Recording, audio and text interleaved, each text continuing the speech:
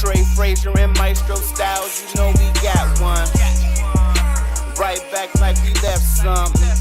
We don't duck smoke, we want all of it. So line them up, Trey sharp with the blade, you know we sizing it up. I'm quick to catch the fade, you know Styles making the cut. Cause we coming out clean every time that we showing up. It's gonna be called The Barbershop.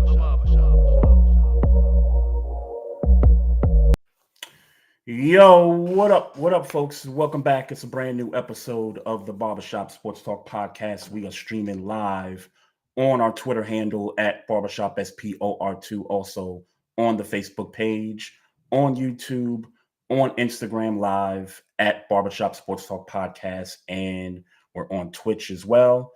It's your boy Trey Frazier in the building. We got the homie Maestro Styles. Yes, sir. Yes, sir. Was good, man. How's the past couple of weeks? We took a week off last week, but we back at it. Was good. Busy as hell, man. Busy as hell. That is going on, man.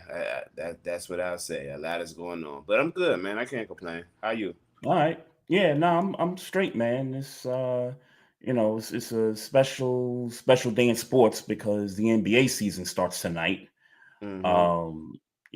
NBC gets the games back. They're debuting today, and I just got to give a quick shout out to them because I saw some renderings of some of their intros, and I like how they got the nostalgia with the blend of like the modern day beats and sounds and all that stuff. So I thought they really got it right on that one.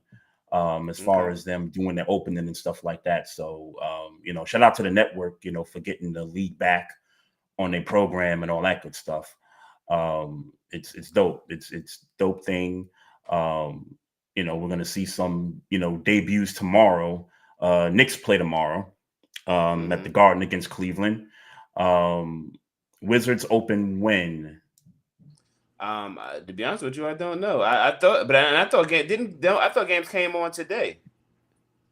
Yeah. That's why I said it's the start of the NBA season tonight. I just heard you say the Knicks tomorrow. So who plays? Yeah, you just threw me off a little bit. My fault. Hey, 2 weeks off, and then we already back at the shenanigans. I like it. Yeah, I like it. Nah, it's Rockets and OKC tonight. Right. Banner hanging, rings, all that good stuff, and then Warriors and Lakers is like the late game. LeBron's got sciatica, so he's not going to play today. I thought he was going to be out. I thought he was out for a couple of months, though. Oh, he's going to be out for a while for sure. Yeah, right. Yeah. Yeah, he's going to be out for a while, but that's the nightcap on on NBC tonight. So, couple good games. Durant going back to where it all started. His legend and all that stuff. So that was a very interesting choice of who to get for opening night. Very interesting. I don't know how, I don't think it's no real, sure that's a storyline, but it's a storyline is the point. Sure. I don't know if it's super interesting to me. Whoever they played week one, we know OKC needed to hang their banner up and that was going to be televised, but I don't know if there's no super interesting thing about the Rockets and OKC where those two teams stand right now. The Rockets are an up and coming team. Obviously they got their stars, so everybody's interested to see how that's going to pan out with some of the younger talent. But really outside of that, and obviously the Thunder are the champs. I definitely think it's going to be a good game. I don't, from the competition standpoint, that's a good litmus test for the Rockets. But, for sure. Yeah, but these two teams are scheduled to be number 1 and number 2, respectfully, in the Western Conference. So at least that's what's been talked about. Or really, if you go back to last season, these teams kind of played out the way it was supposed to play out. 1 and 2 respectively, and then you add Kevin Durant to what you already got. While being the number 2 seed, and the expectations for the Rockets, are much more this year than they are last year, for sure. Yeah, I guess. It's not. I guess now we're talking about how far they go in the playoffs, obviously, as opposed to the regular season when you add Kevin Durant to an already number 2 seed team. So Yeah, for sure. got a guest coming through tonight, Sim Russell of Nothing But Knicks, Knicks content creator, podcaster, all that good stuff, man. He's going to come through, talk some Knicks, also talk about how he feels about the rest of the league, Eastern Conference, Western Conference, who gets in the playoffs, league MVP potentials, that whole thing. So certainly, looking forward to, having him come through in a few minutes here. Maestro, I wanted to start this off real quick because, we're celebrating 10 years doing this podcast, and you got to go all the way back to kind of, a little bit after the beginning. Shout out Doug Stewart and the whole, Live Stews fam and all that good stuff, man. X Squad, folks, X Squad affiliates, that whole gang right there. Just want to give a quick shout out to the family of Kevin Sanford, aka Rough Buff. If you're watching us live right now and you see this picture here, that's a shot of us when we was in Atlanta back in 2017. We did a live podcast with the crew. Shout out Chief Rocka right there in the middle there, Sluggo and Kesey in the back there. Yes, sir. Rough Buff is the second face from the right next to Maestro there. Cool dude, man. When we first met him, down to earth cat. All I could think about when I started thinking about this, putting this together, was the Waffle House trip. Mm-hmm.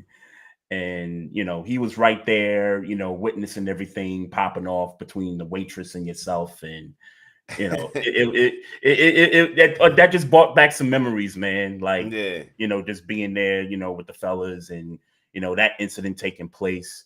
And, man, that shit was so long ago. I don't even remember. I mean, I remember she was upset with me about something, but, tipping maybe? I don't remember. I mean, to be honest with you, as I recall it, I don't even remember knowing she was mad until like we was kind of walking away from the situation. Yes, yeah. So, but all that to say, man, is for certain. Rough Buff. Condolences to his family, man. Like, cool dude, man. He always used to talk to me about golf and not that I was a super golf person, but what I'm saying, he used to try, put me onto it or whatever, man. But always a friendly, cool dude, man. And I wish we would have collectively had more time to kick it. Yeah, for sure. You talked about the golf thing. He was so into that religiously, bro. Like every time I'm on Facebook and he's part of the golf club down there, he's always posting pictures about where he's at and how he's doing on the course and all that. He was huge into golf, man. One of the few brothers I know that's into it like that. On the golf tip for sure, man. And like I said, huge Buffalo Bills fan, as you can see with the shirt that he's rocking there. Always loved the back and forth whenever our teams played and all that good stuff, man. But he'll be missed, man. Certainly caught me by surprise when I got the news through the group chats the other day. And one more time, rest in peace to Rough Buff, and condolences and prayers out to his families, and may they cherish his life, and may they celebrate his life the way they can. Nah, for certain, man. Salute. Salute. Yeah, for sure. Good. A pleasure meeting that brother right there. Pleasure meeting him. One of the A1 day ones. When we first started kicking this thing off. So been a faithful follower ever since then. So just wanted to give him that tribute. And really, since we talking, we giving tributes and stuff. Rest in peace, Doug Martin, who I found out about a couple of days ago. Doug Martin, the former Tampa Bay Buccaneer running back.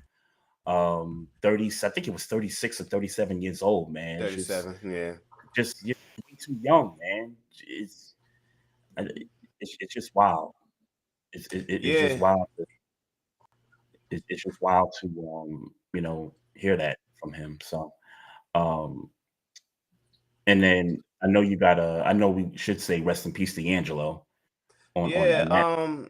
Look, I won't. I won't make that a long conversation. I mean, if you know anything about me, Voodoo is. If you ask me to rank albums of my lifetime, Voodoo is number one. I still listen to it. Amidst, even before, we obviously found out about him passing, 51 years old, pancreatic cancer. Mm-hmm. Um, um, I am I listen to that album damn near every single day. Long before he passed. Instrumental in that album and how I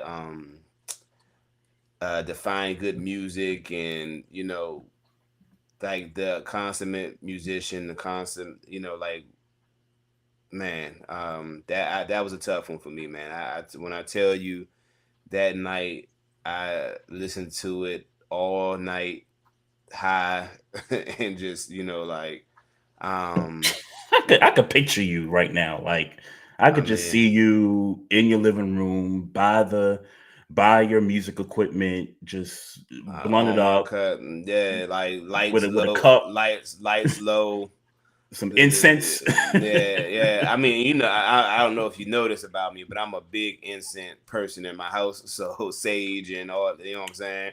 Hmm. Man, I was in here. I mean, I dealt with it. I felt like I celebrated them the best way I knew how, man. But I definitely shut everything down that Wednesday night, and Hmm. and gave him what I felt was his just due Hmm.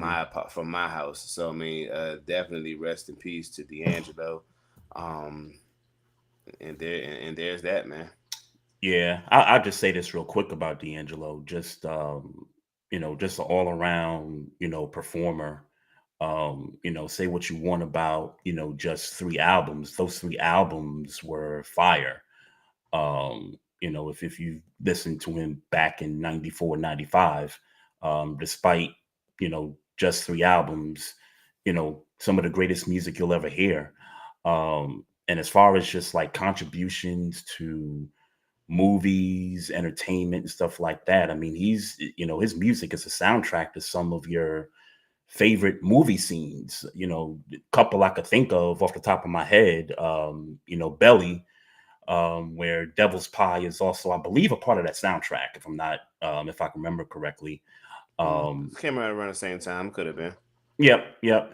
And the other movie scene I'm thinking about is The Best Man, where they played Shit Damn in that Mm-hmm. scene where he found out that his man's was smashing his wife or his fiance at the time. So Yeah. perfect song to that particular scene. So just wanted to kind of throw that out there and just acknowledge his contributions to music and movies and entertainment and things like that. So rest in peace to D'Angelo, For one of the sure. all-time greats, and condolences to his family, and for certain his son too, because his son is lost in addition to his mom, Angie Stone. Now he's lost his father. So, Yeah. certainly prayers to him.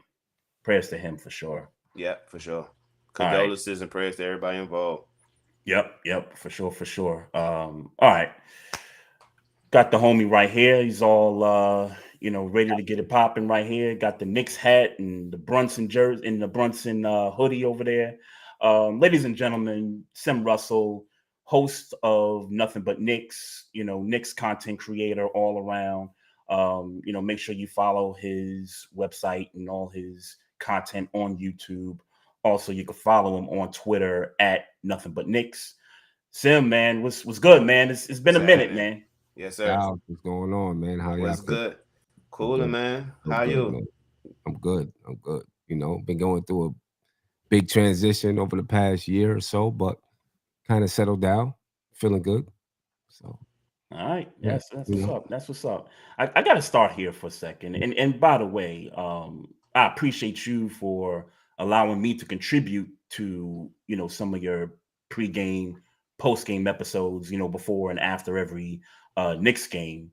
I just got to get your opinion about Tibbs being let go, because me and Maestro, we had this conversation right after it happened. And I recall myself, you, and shout out to BK Steph, aka Queen. Shout out to her. Shout out. There was a question that went around the panel, and they said, "Would you bring Tibbs back?" And I believe we all unanimously said we would bring Tibbs back, just based on the results of the season, based on they just extended him that offseason prior to that, and we at that time we just felt like, okay, there was really no change to do it. Well, here we are. They made the coaching change to Mike Brown. Some people feel relieved by Coach Tibbs. Other people think it's this is not a good parting of the ways with the coach. This could be a failure. This could go sideways. After he got fired, how did you feel about it after it happened? I was shocked. I was shocked. I mean, we just made it to the Eastern Conference Finals, Game 7, right? We hadn't made it this far in decades. Game 6. Game 6. Game 6. We hadn't made it this far in decades, right? We were, a deeper bench away, maybe. You know what I'm saying? Lost to a team in the Pacers who, if it weren't for Halliburton getting hurt, maybe could have won the championship. Yeah. You know what I'm saying? If it wasn't for him being injured. So I was definitely shocked. I was definitely shocked that they would fire him now, because just the way that I think is, if we're continuously progressing and getting better, let's do it until it stops, because you don't know where it could go. Maybe we just have the right formula, and if you tinker with that formula, then maybe it goes away. Yeah. And now you got a new formula you got to try to figure out. You know what I'm saying? So I was definitely surprised at the fact that that they fired him. If, let's say, this season he was still the coach and we didn't show improvement, and then I would understand. Right. But, at the end of last season, I figured, okay, we're going to figure out a way to get a deeper bench. Right. That'll take away from some of the issues that so many people had with playing time and those type of things, because, we'll have a deeper bench now. Maybe if the Giannis trade somehow popped off, because that was confirmed that they did talk. Yeah, confirmed, right? That they did talk. Yep. And I personally, and I'm sure we'll maybe touch on that, but I'm not fully at this point in time in support of it, right? Because one of the things that did bother me about the whole Tom Thibodeau trade is, I mean, he kind of had a carousel of players throughout his 4 years. They kept changing the roster. The roster kept changing. Roster kept changing all the way up until the beginning of the training camp last year. Right? You spend all summer preparing for one team, and when you get into training camp now, the day before, however many days before training camp, you have an entirely new team. For the most part. And if you look in the Eastern Conference Finals, the Knicks were playing with 5 or 6 guys who were brand new to this basketball team.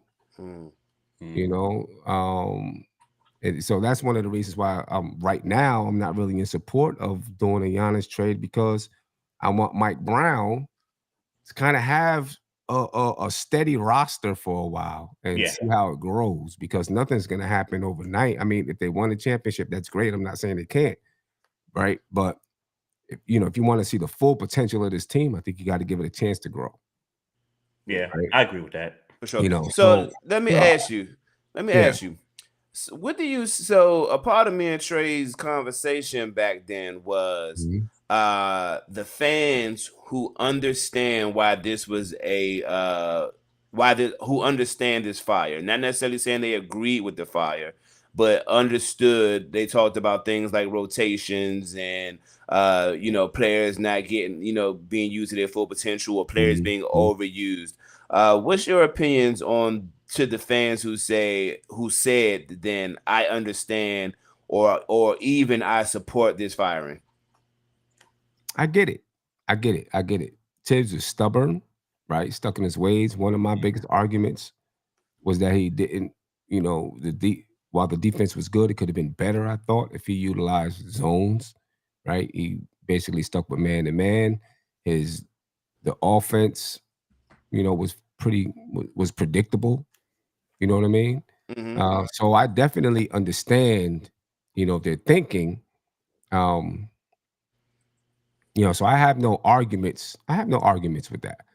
You know what I mean? And maybe, whatever happened behind the scenes, discussions about, how to use players or the rotations or time management didn't go well between Leon and Tibbs or something like that. Who knows? I don't know. So I'm not upset with anyone who felt that way. Yeah. It's just personally, I feel like, okay, you got something going. Let's see where it maxes out before we, before we make a move. I totally agree, and I think what the argument that me and Trey was having again along that time is just like, bruh, like, and you said it. It's just like, damn, like y'all haven't been to the Eastern Conference Finals. How dare you fire this man after that? And sure, it led me to believe, and you and Trey are clearly more insiders to the Knicks than I am, because I'm a Wizards fan and we got our own shit to deal with. But but like my theory, and nothing has hit the news wire that I've seen, but my theory is that they clearly, meaning Tom Thibodeau and upper management, had to have some sort of a discourse for them to fire somebody who has been so successful in that 4 or 5 year tenure. Like, what say you? Yeah, I think, there were there's got to be some things. I know, one of the arguments or one of the reports that came out is that they weren't, what's the exact words? Tom Thibodeau was no longer winning the edges, right? Winning the margins, the margins. Yeah. Right? And that's something that the front office really, that's what they want. They want to win the margins, right? When they make trades, little things towards the end of the trades, little second round picks, that they bring in through a trade and things like that most people in the general public will say, okay, that was cool. They want to win that because maybe it ends up being something later on, right? And I guess a good example of that would be what's the cat, the DeLon Wright. And I'm not saying DeLon Wright is anything special, but he helped in the most. Yeah. Would I've liked to have seen him in the regular season down the stretch, maybe give some of the starters a little bit of a break and see what DeLon Wright could do going into the playoffs in a reserve situation? Absolutely. I would have loved to have seen what that, could have been like. And maybe from upper management's eyes, they felt like, yo, like, we trying to give you the groceries, but you're not cooking the products. Yeah. The hard thing is, some of these guys, right? I mean, where is DeLon right now? I have no clue. I have no idea. I don't know. I think I saw that he got picked up with someone. I don't remember, but I have no idea. Got picked up somewhere, right? Yeah. But some of these guys that a lot of people were upset about were like guys that were on their way out the league. You know what I mean? And this year, some of these guys may not be on a team. Next year's, they may not be on a team.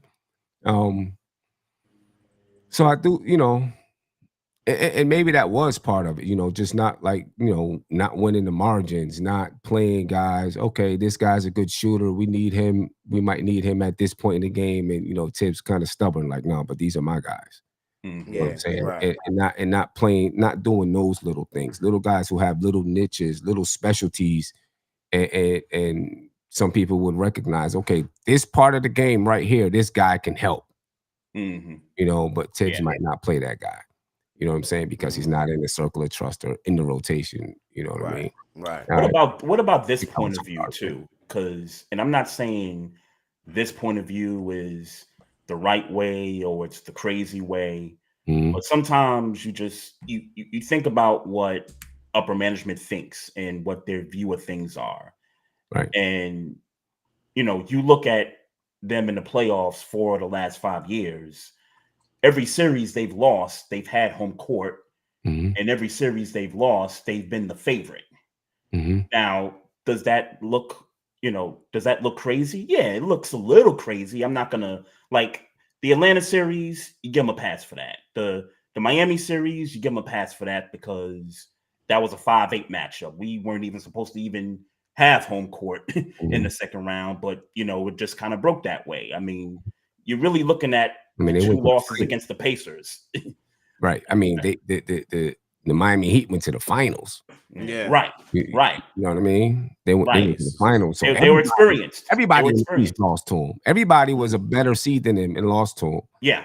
You know, today's NBA to me is a little bit different than 10, 15 years ago. You know what I'm saying? Like the whole load management thing. Yeah. I think changes the playoffs, right? Because for sure. Throughout the regular season, I'm sitting this guy, and that. So you're not worried too much about the record because you feel like when you have your team together, you're a championship team, exactly. Right? So, and then there's injuries, and people, we're not going to bring this guy back until he's definitely ready, and those type of things. Because we seen what happened to Grant Hill, right, when he was in the playoffs, ankle, and put a blemish on his career a little bit, or what he could have been. What it could have been for sure. Yeah. Right.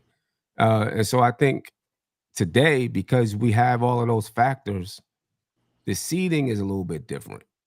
You know what I'm saying? And so when we say, oh, you lost to a lower seed, well, that lower seed maybe they didn't have Giannis all year. Then Giannis came back for the playoffs. Yeah. It changes things. Yeah. Context matters. And then the lower seeds, they generally don't have the superstar that says, I want to sit a couple of games out. So I would like to think that they generally have maybe a little better chemistry than those upper echelon teams that have, superstars that say, hey, I want to take a night off because my stomach hurt, that type of thing, man. What's your thoughts on load management? I mean, look, I know it's something that's been going on for a long time, but I mean, even still in today's NBA, I look at NBA games and it loses its luster to me still, because it's like, bro, I don't want to see you sit down if you can play. Yeah, it's a different league, a different world. Yeah, it cheapens. It does. It does. It just does, right? Like it just cheapens the product, man. It just does. Especially when somebody might have paid $1,200 for their family to go see the game. Yeah. And this was a big event for them to go see the game, and they spent a lot of money, for this family to go see the game, and then the star that they wanted to go see isn't there. You know what I mean? That's a lot, because you got some families who can just afford it, and you got some people who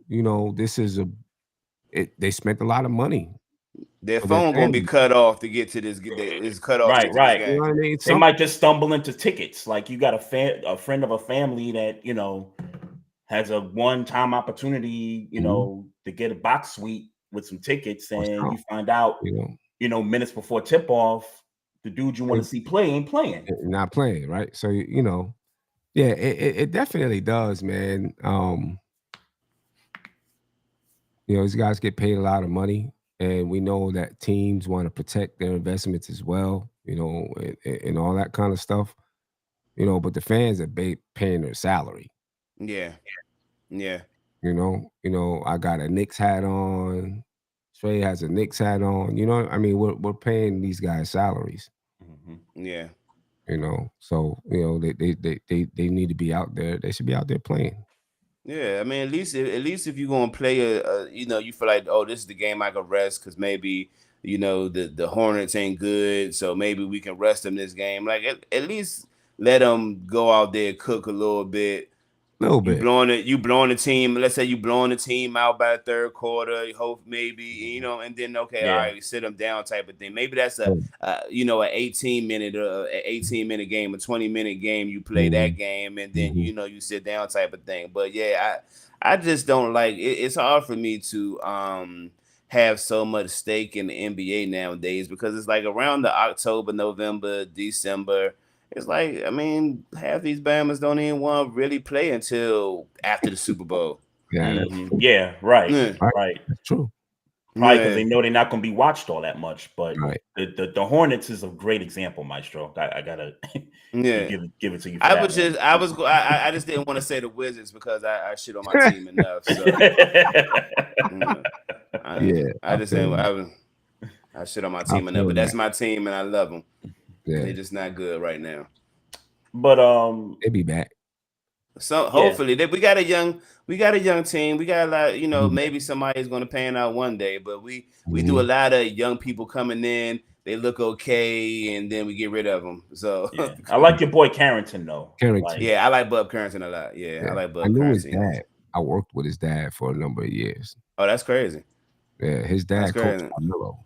Yeah. I have heard that. Yeah, his dad coached Carmelo. Yeah, I know him.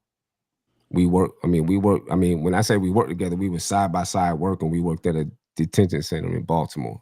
Okay. I was about to say it's got to be a Baltimore connection. Yeah. Yeah, because I didn't realize Carrington was from Baltimore. Yeah, that was the part I was missing. But that's dope. So tell me about how you feel the Knicks going to do this year. Mike Brown coming into the fold. Like, look, me and Trey talked about, to nauseum about how this could pan out. And I'm of the belief, and I'm glad they got like a Mike Brown as opposed to the coach that Trey kept saying was in the early Johnny talks. Bryant. Johnny Bryant, yeah. I'm glad they ended up getting like somebody decorated as opposed to a Johnny Bryant who don't, is not a name per se. But I'm of the belief that if you fire Tibbs, if the Knicks don't go to the finals, in my book, it's like, bro, y'all wasting time right now. Y'all wasting time right now because y'all didn't have because the idea is right. Like you fire somebody that's that successful, that next coach better be the coach that takes y'all to the next level. So, what's your thoughts on Mike Brown and how far he could take the Knicks? Yeah, I think there's definitely pressure on Mike Brown. There's no doubt about it. And I think they were very careful in picking the coach that can handle the pressure or that's at least used to or experienced that kind of pressure before. Right. Me personally, I wasn't in support of Johnny Bryant, because I was like, what has he proven? Like Leon Rose, when he fired Tibbs, he said, our singular goal is to win a championship. This is why we're firing Tibbs, because we do not think he can get to the championship, despite his experience, despite his track record of, coaching winning teams. He hadn't coached the team to the championship. Johnny Bryant doesn't even have a track record. Right. He hadn't coached the team to the championship. Neither does Joe Mazzulla, but I get your point. Right. I get your point. But at least Mazzulla had been on a championship staff or something, right? And that was kind of like with Joe Mazzulla, it was kind of like, okay, we had this coach gone. We took another coach that was in our system, another coach that was in our system, right? Now, Johnny Bryant. And then the guy I was going to say, because that would apply to Johnny Bryant. Johnny Bryant was in that system. But the team changed. You know what I'm saying? The team kind of changed. He was there with Randall and Barrett, right? The team is, really different now. And their whole reason in bringing Johnny Bryant was for Donovan Mitchell anyway. I never really thought that he was Tom Thibodeau's replacement. I always thought it was for Donovan Mitchell, and then when Donovan Mitchell went to Cleveland, you see he ended up in Cleveland too. Right. So I always thought it was for Donovan Mitchell because they're close. But for Mike Brown, he's been to the championship as a head coach. He's been to the championship as an assistant coach. He's coached high-profile players, LeBron, Steph Curry, Kobe, right? He's been coaching high-profile players, so he's had some pressure on his back. He's had to deal with egos. He's had to deal with all of these things that a head coach has to deal with. So I didn't think a rookie head coach was going to be the choice, right? Because you just hadn't dealt with those things. And I didn't think that after saying what Leon Rose said, you could take the chance on the Johnny Bryant, right? Or Dawn Staley, right? You couldn't take that chance because it was certainly taking a chance for sure. Yeah, it's crazy how, and not to make the comparison to the situation, but the Cavs let go of JB Bickerstaff after they got to a round closer to their goal. They bounced out the first round, get to the second round a year later, and then you talked about Tibbs being a shocking firing. JB was a shocking firing. Right. We didn't know that, but then they get Kenny Atkinson, who's had experience coaching previously, and you watch the Cavs last year, and something about them just looked different, right, than how they looked previously. And I think my thinking was, I think the Knicks are trying to look different. Like they got the stars in place, they got the players, but they wanted to look different. They wanted to look more efficient, more better. Right. They don't have to rely on Brunson, night in and night out. Right. And I think that's what Mike Brown is bringing to the team. And I think it was a clear conversation too. A clear conversation, about being collaborative with the front office, because I think there were probably times with Tibbs, like with what's his name? Can't think of his name now. Damn, what's his name? Went to the Lakers. Forward, 6'8". What? He played for North Carolina. Went to the Lakers. We had him a couple years ago with Randall and R.J. Barrett. Oh, Cam Reddish. Okay. Couldn't think of his last name. Okay. Right. I think the coaching staff brought him in because of his talent. Right. But Tibbs didn't really wasn't giving him a burn. Didn't really want Cam. And Cam didn't end up doing, what a lot of people thought maybe he could do and all of that stuff. But I think that there was a clear disconnect there. You know what I'm saying? And I think Leon Rose and the team, the front office, want Mike Brown were probably like, hey, listen, if we bring somebody in, give them a fair shake, even if you weren't in agreement. Let's, we want to be collaborative. Let's come together and make decisions together about the players that we're going to bring in. And if we do bring in someone that we think has some talent, give them a fair shake. You know what I mean? So I think they are looking for that collaboration from the head coach, which I think Mike Brown is probably like, hey, I can do that. I can do that, but I still got to be able to coach my way. I think Mike Brown's, has the philosophy of playing up tempo, and we always heard Tibbs say it, but I don't know if he actually upheld it during the games, right? I think Mike Brown is going to be more holding the guys accountable to playing that style of basketball. And if they can play that style of basketball, it's going to help Brunson a lot, right? It's going to help Karl Anthony Towns, because, especially Brunson, though, he's not going to have to pound the ball. He could be fresher, come down the stretch of the game, the stretch of the season, So I think, and Mike Brown has more tools. With this basketball team, a lot more tools with this basketball team. The bench is deeper. There's some young players way at the end of the bench that have potential. Yeah. So I think he has more tools. So there's I feel good about Mike Brown. I don't think he has to win it, be in the finals this year. Personally, I don't. Okay. Really? I don't think he has to be in the finals this year. Eastern Conference Finals, yes.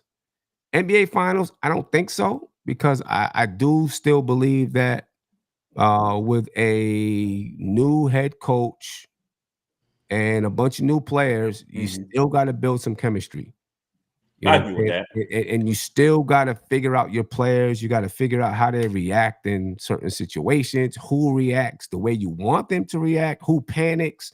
Like, you got to figure out how you fit all these guys together, when and where you use guys. And I don't think sometimes maybe it happens in one season. I don't think it happens in one season. I think it takes a little bit of time for you to really understand guys' character and all that kind of stuff. Yeah.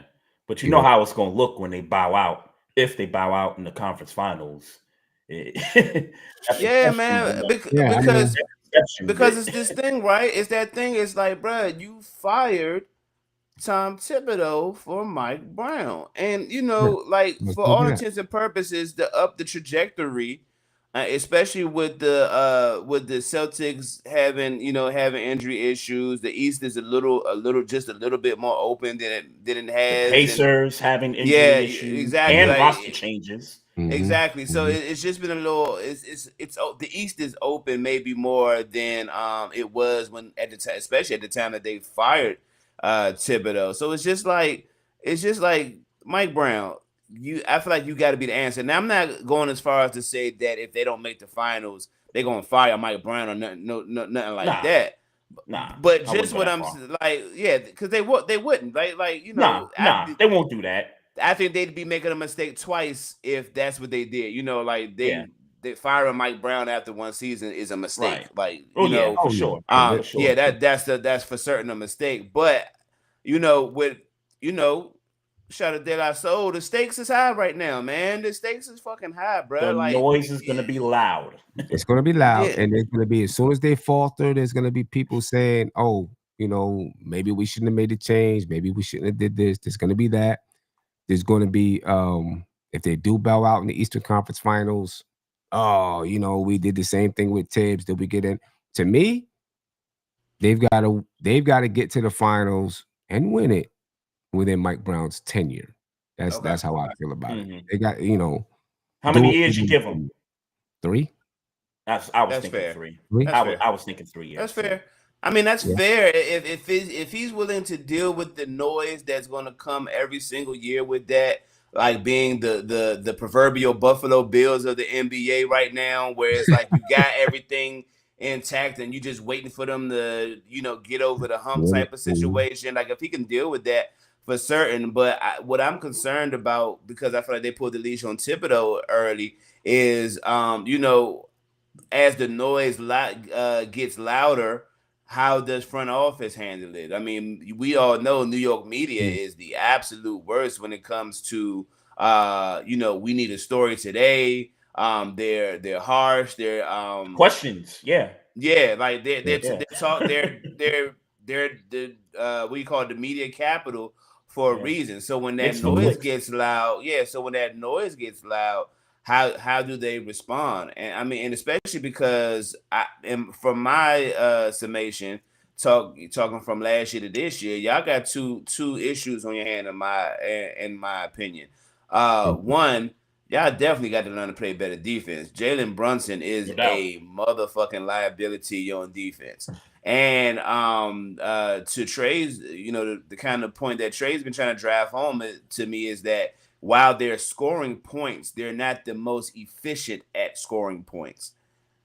So, in order to, those are two serious things analytics wise that Mike Brown is going to have to come in and fix if the Knicks got a shot at going to the finals. And I think if those numbers continue to look bad as the season goes on, that noise, we talking about December, January, that noise is going to be loud, winning record or not. Yeah. Because let's be clear, bro. The Knicks, everybody looking for the Knicks in New York. If you're in the tri-state area, football's dead. Yankees can't get it done still. Mets crapped out. Like, it's the Knicks time. in the city right now. So all the attention gonna be on them for sure. Yeah. I mean,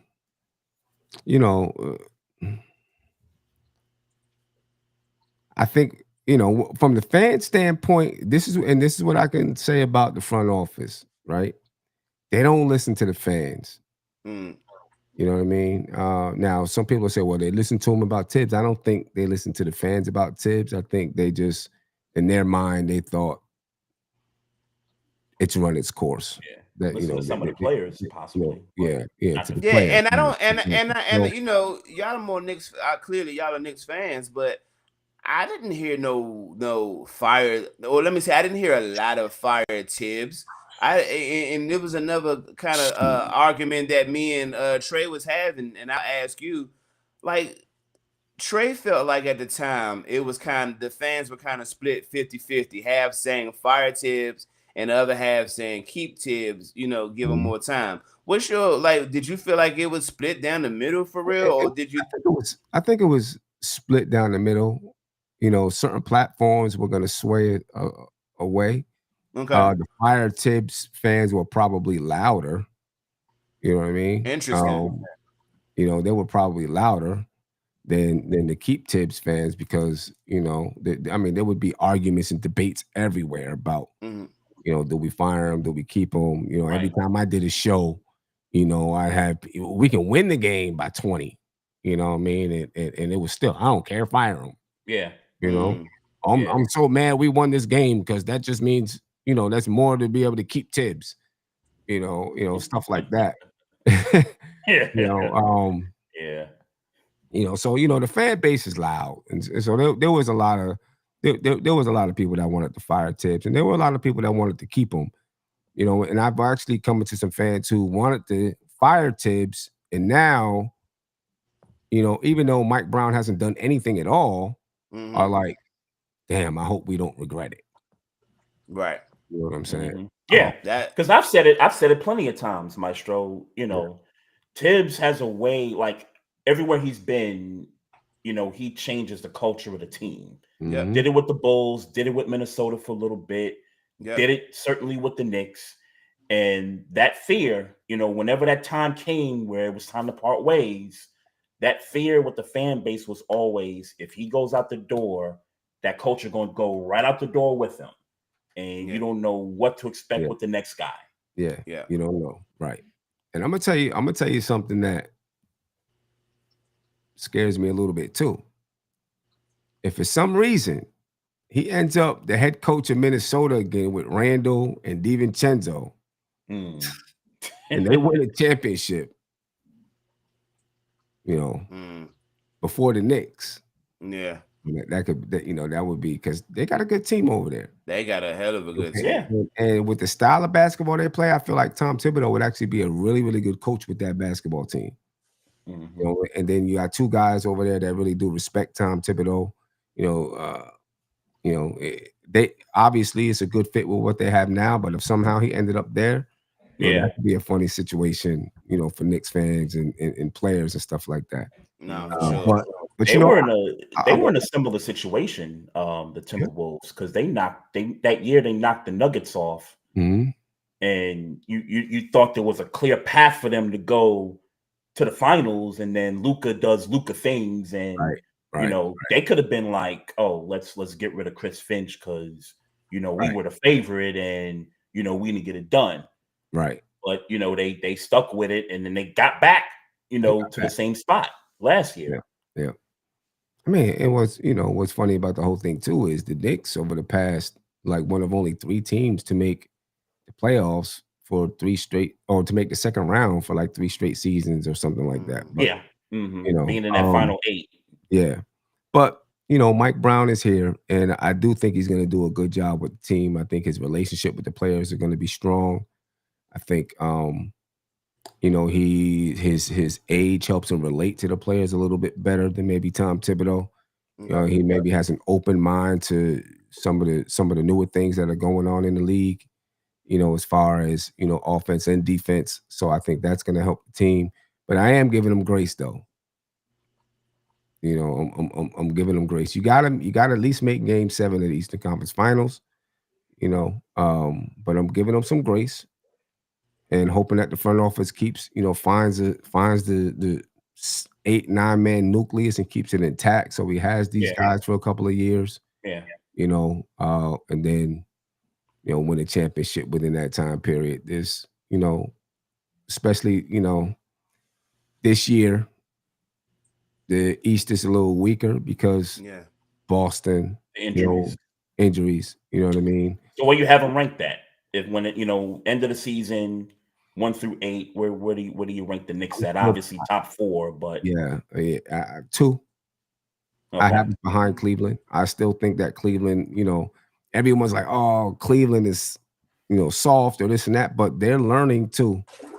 You know what I'm saying? And they're gonna have something on their back for losing to Indiana last year. They see a lane to get to the NBA finals for sure. You know what I'm saying? I think they're gonna have more chemistry than we do.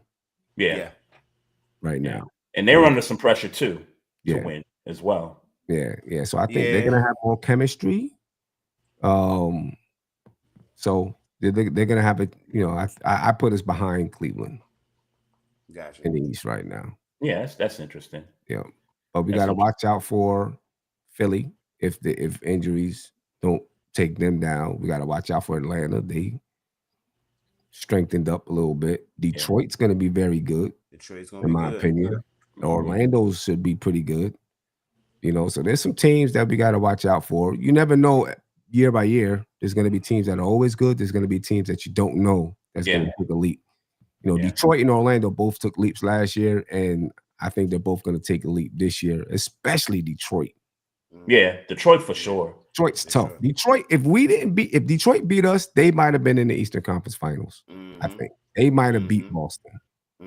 Boston was, they had some dysfunction going on. I think, they weren't all together. Not that they weren't not that they were infighting, just their play had a little, it wasn't there. We gotta watch. Detroit's tough. Yeah, I won't go as far to say that they would have beat Celtics, but I definitely think they would have gave them a run. Yeah, that I agree. I think they would have gave them a real run. Like we'd be concerned about, we might lose this series type of situation. Yeah, like there's a real positive. I don't know, man. Like they would. You seen the struggle they gave the Knicks, man. Like we were like. We were sighing a breath of fresh air when we got out of that series. Oh, yeah, for sure. I don't think the Pistons would have came back on Boston in games 1 and games 2 the way the Knicks did. Maybe. I don't think they do that. Yeah. Because I think the inexperience at some point with that squad kind of kicked in. True. That could be true. Or maybe they don't get down by that either. That's true. That's true. Yeah. Do you see Indiana or the Celtics in the top 6 somewhere, even if they're like 5 or 6? Because I'm just thinking I could see Boston. I'm about to say maybe the Celtics. Yeah, I could see Boston being as high as 4. Yeah, I think Indiana, everything revolved around Tyrese Halliburton. Yeah. So, and while they do have a system, obviously Carlisle there, like they know how they want to go about things on game night. I think the nucleus of what the Boston Celtics, what they do, if you just plug in certain pieces, for the most part, it's going to work. And I'm not saying it's a championship type of thing. I'm just saying that they can win games that way. Yeah. I mean, and we're going to see what's up with Brown this year. We're going to see if he's an MVP level player. I can tell you now, I don't believe it. What, Jaylen Brown? Yeah, I don't believe it. Nah, I don't. Not MVP. Not MVP level, no. But I do think he can carry a team like I said, I think the Celtics can finish as high as 4. If he's averaging what he's averaging or more, which he probably will, and they're a top 4 team in the East, his name will probably be mentioned in those conversations. It'd be realistic, yeah. I mean, it's Boston. It's Boston, yeah, that's realistic. I can see it. But also, Maestro, they didn't just have Tatum go down with the injury. Porzingis ain't there no more. Yeah. Holiday's not there no more. Yeah. They're going through a transition of players. Al Horford's not there. Yeah, right. Yeah. Al Horford's gone. And so all those changes and Jaylen Brown can do that. Yeah, that's definitely going to garner some attention for him. Nah, for sure. Yeah. So, they're gonna need Derek White. They're gonna need Derek White to score 26 a game though. Yeah, gonna be a number 2. You got to be a number 2, man. For sure. How you feeling about the teams out west? Like who you looking at as far as like top 6? The West that's the wild west out there. Man. Listen, they got some teams out there. OKC, Houston is gonna be tough. You know what I mean? The Clippers should be good. Yeah, I'm sour on the Clippers though. Should be, yeah. I mean, they're gonna be good. They're not gonna win anything. They're gonna do what the Clippers do. They're not gonna win anything. It's like the AARP home right there, man. You got some old niggas over there, man. I don't know. Dallas should be good. Yeah, Nuggets. Nuggets are gonna be good. Minnesota's gonna be good. Yeah.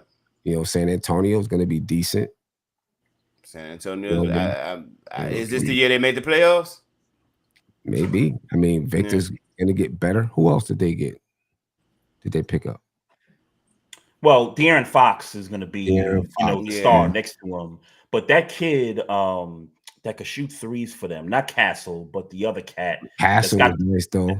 That's got the twin brother that plays for the other team. I can't pronounce his last name. Start with a C, but he's a pretty good player. He's improved his game. Okay, I mean they have a nice they got a nice squad. They got a nice roster. Yeah.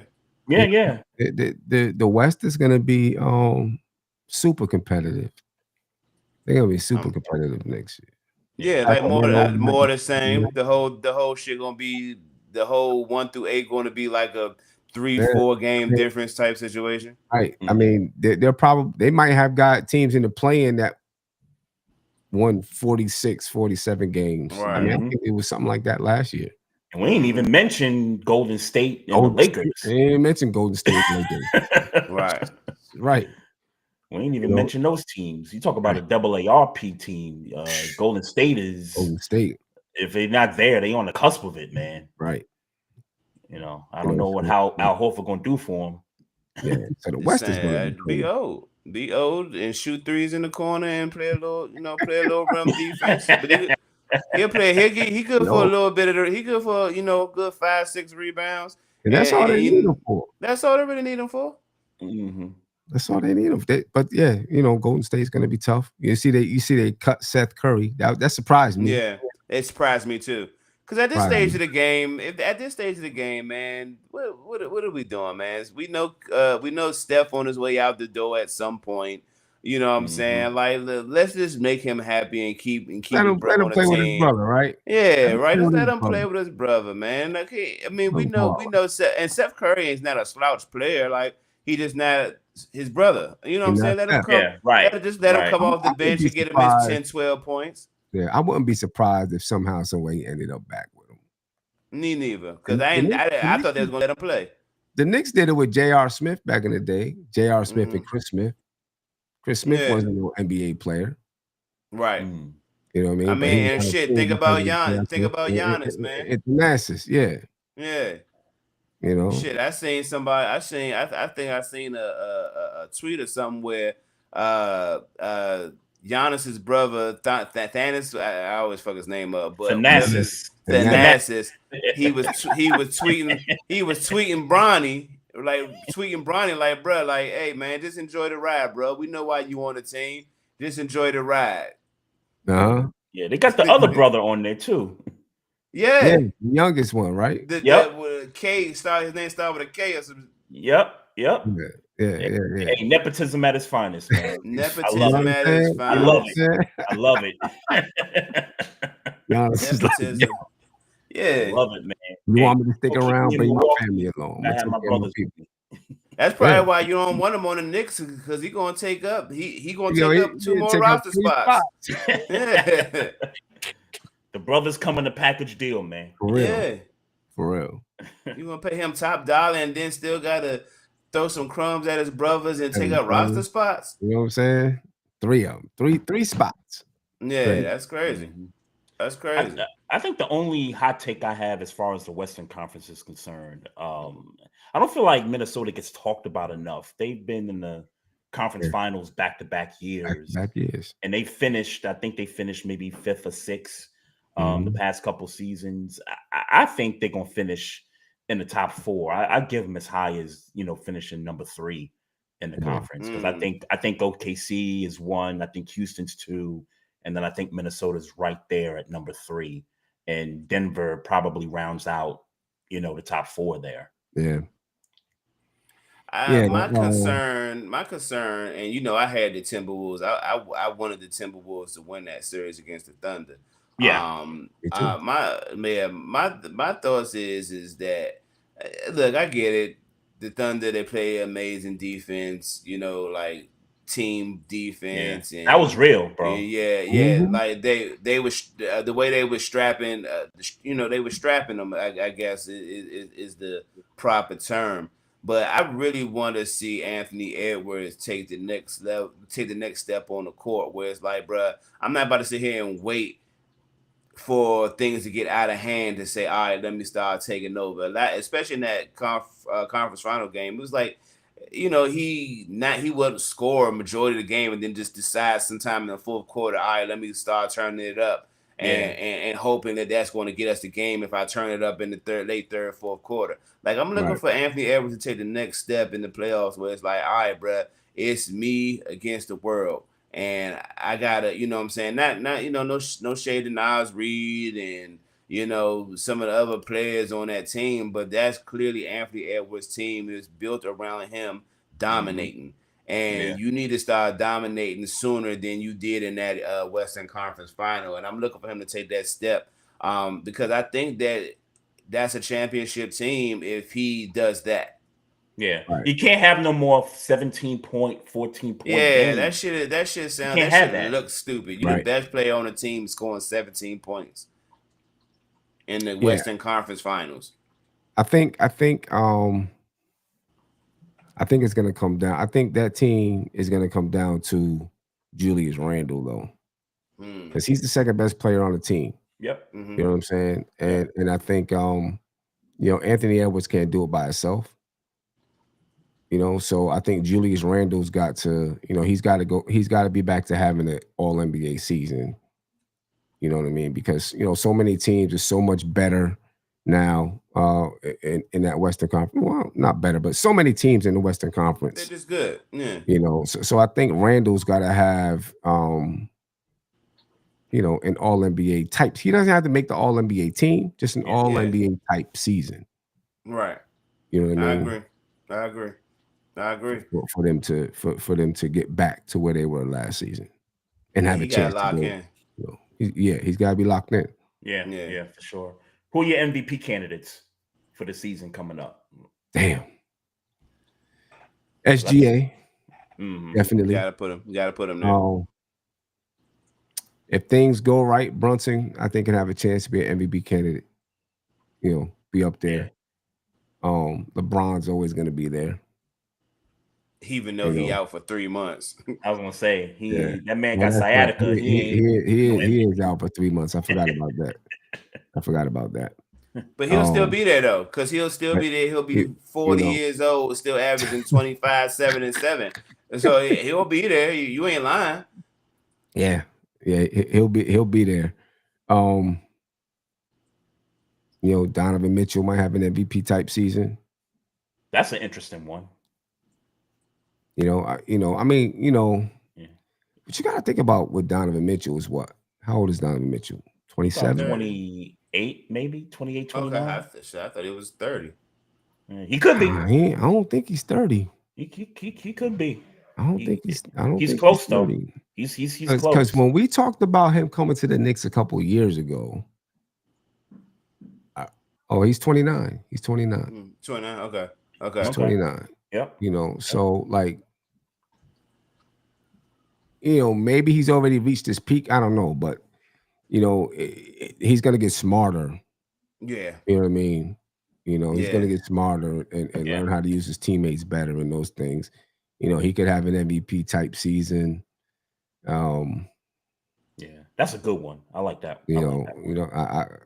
I could see that happening with him having, an MVP type season. It doesn't have to be an MVP player, but an MVP type season.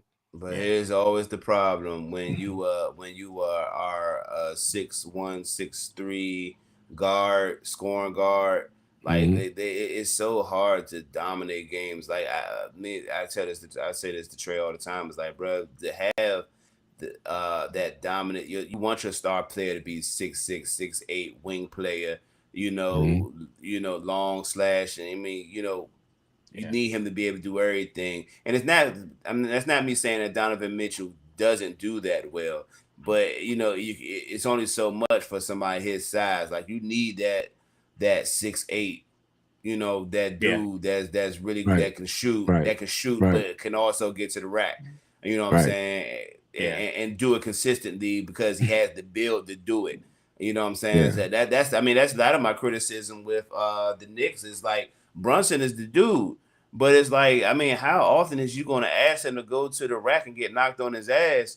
You know what I'm saying? Like you're going to need that dude that wing player, star scoring wing player that could score, going to the basket and shooting if you dare him to shoot. Like you need that type of person, I think, to build a championship team around. Now it's good to have a point guard as a secondary scorer for certain.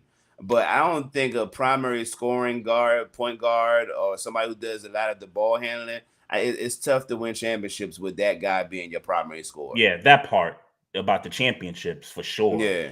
MVPs, we've seen a couple 6-foot guards win MVPs now. So it's not out of the realm. We talking about Steph? Won an MVP. Well, Steph talking too, about. but We talking about 20 years ago, bro. And I mean, do you remember the type of season Allen Iverson had in 2000? I do. I do. Yeah, I do. I'm just saying it's not possible. I'm just but you talking about you're just talking about anomalies though. That shit just doesn't happen. I mean, when you look at MVPs, they normally 6'5" and up.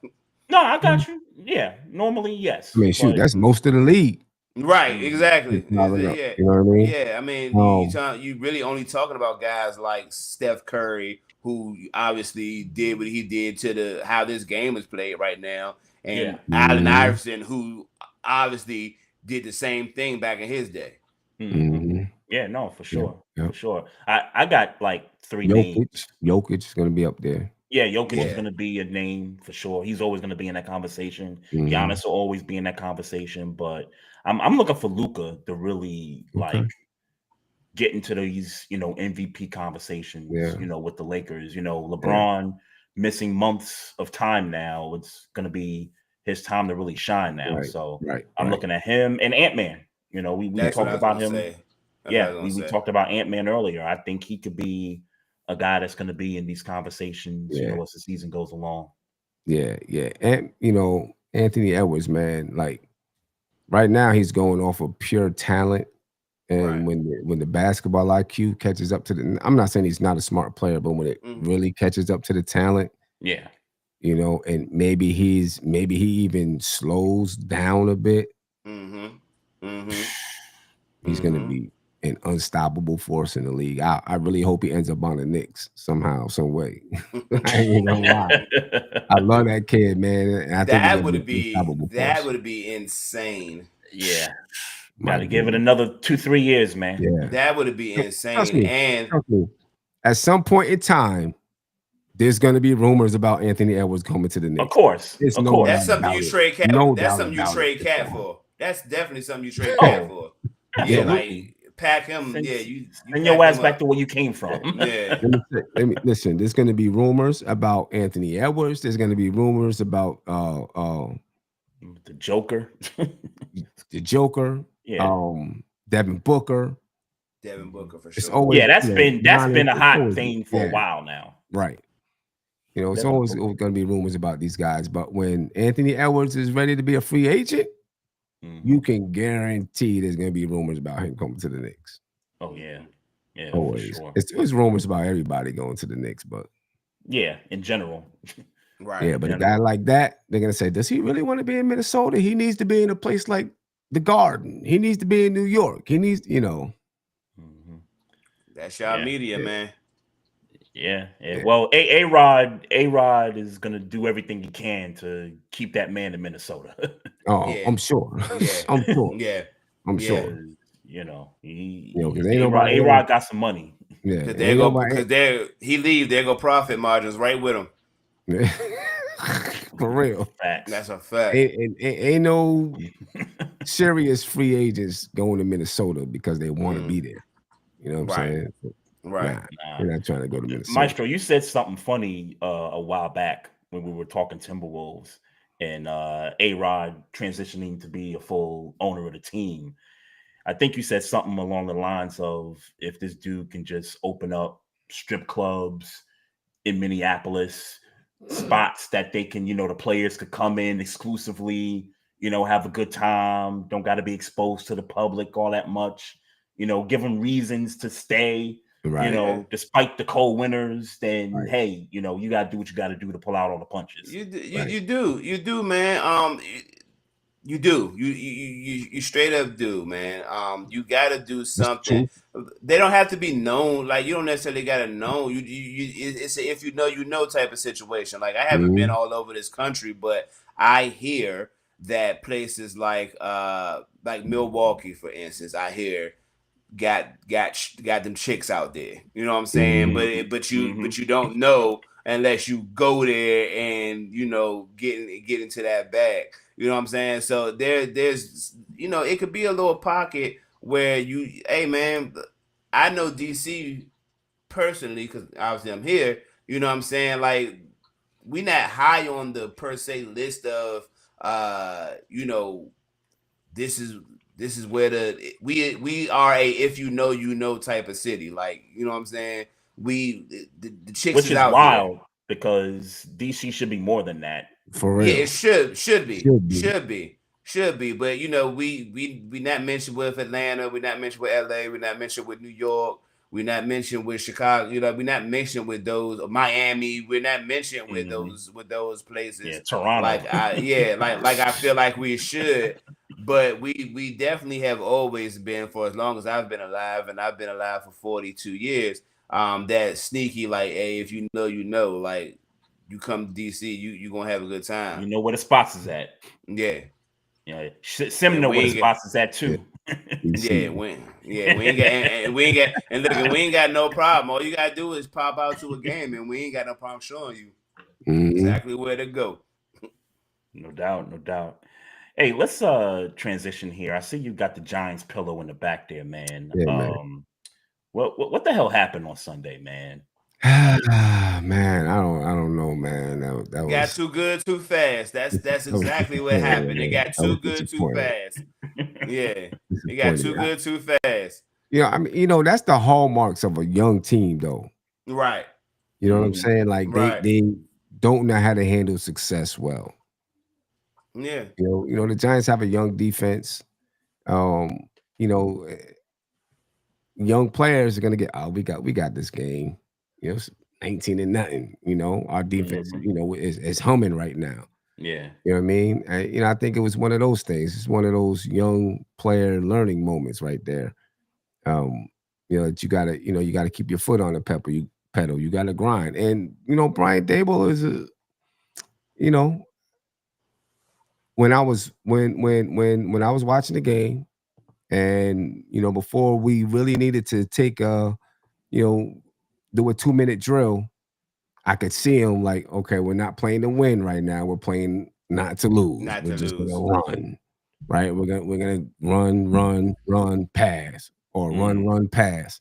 You know what I'm saying? Instead of being a little more aggressive, because offensively throughout the game we were aggressive.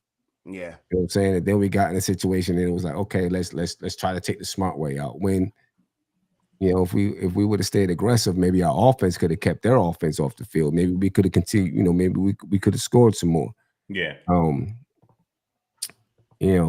then of course, the dude number 90 was 99. Well, I don't remember his last name. Like, I don't know, man.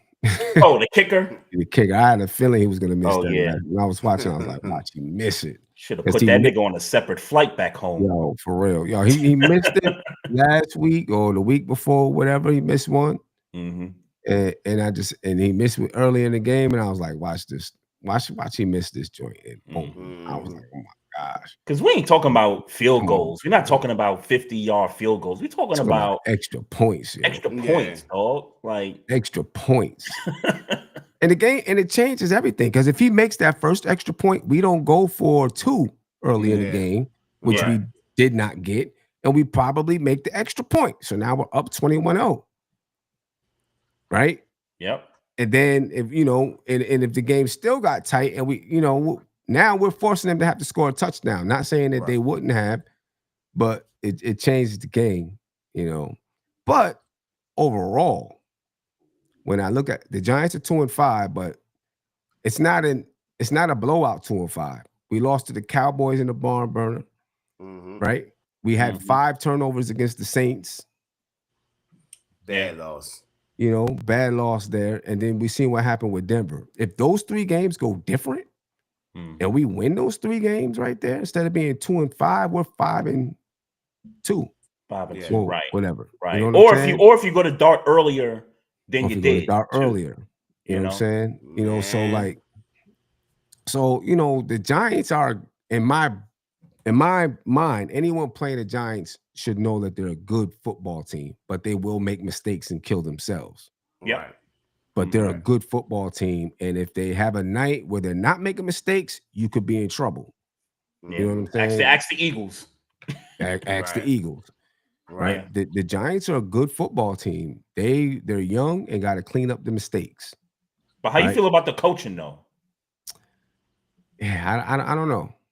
I'm not sure. I don't know. Because a lot of people blaming, the coach for for the comeback, but to me, that was just a total team loss. Oh yeah, all 3 phases, coaching staff, that everybody had a hand in that. Exactly. I agree. Exactly. I agree. I mean, I feel very encouraged about this team though. We got Dart as a quarterback. He's an NFL quarterback. He's gonna continue to get better, but the guy can run, he can throw. You see a clear difference between him and Russ. You know what I'm saying? Scatterable is a tough back. Yeah. I like him. When Neighbors gets back next year, I guess, or whenever he's back, he suffered serious injuries. The Giants have they got a young group, and this defense can be ferocious. I'm telling you, when they learn how to win, this defense, when they learn how to win, man, because they can come and get you. This defense can be ferocious. Yeah. So I do think we have the makings of a good football team here. We're not gonna make the playoffs this year. Yeah. But I think next year we can be in the playoffs. Yeah, they'll be all right. I definitely tend to agree. I mean, Jackson Dart and I'll be honest, in the drafting process, Jackson Dart came up a lot in conversations about Pittsburgh drafting him, and I went and looked at some Ole Miss tape and Ole Miss, right? Ole Miss, yeah. And it was like, all right, he cool, but not necessarily that's not somebody I would want for Pittsburgh. And so but it's good to see that he is looking good. Him with Scatterbo and obviously Neighbors when he gets back healthy. I mean, that's a good start. The offensive line does look a little bit better than they have since last year. From what I've seen, they look a little bit better. I like the duo of Ty. I hope they find a way to hold on to Tyrone Tracy. I know Scatterboo is probably going to become the starter. Yeah, right. But I hope they still find a way to hold on to Tyrone Tracy. That is a good number 2 back, Tyrone Tracy. Yeah, that's a good 1-2 punch right there. That's a good situation right there. Yeah. And I don't necessarily know how they're going to compete with the rest of the East. I mean, like you said, it won't happen this year. but it's a good young nucleus to start with. I'm not gonna sit here and act like I've seen enough of Jackson Dart for me to feel like, oh, he definitely about to, that's a franchise quarterback. But he definitely in the past 3 or 4 weeks, however long when he started, he's doing the right things right now. Yeah, and you guys salute that. He's definitely doing the right things right now. I ain't gonna sit here and act like I saw something that super wowed me outside of the fact that he is going out and just playing the game free. And I mean, that's all you got really ask of a rookie. Play free and make sure you get in that studying room, because now they about to have tape on that ass for next year. But salute to Jackson Dart, because he definitely playing good football. Good football. Well, you see the difference between him and Russell Wilson.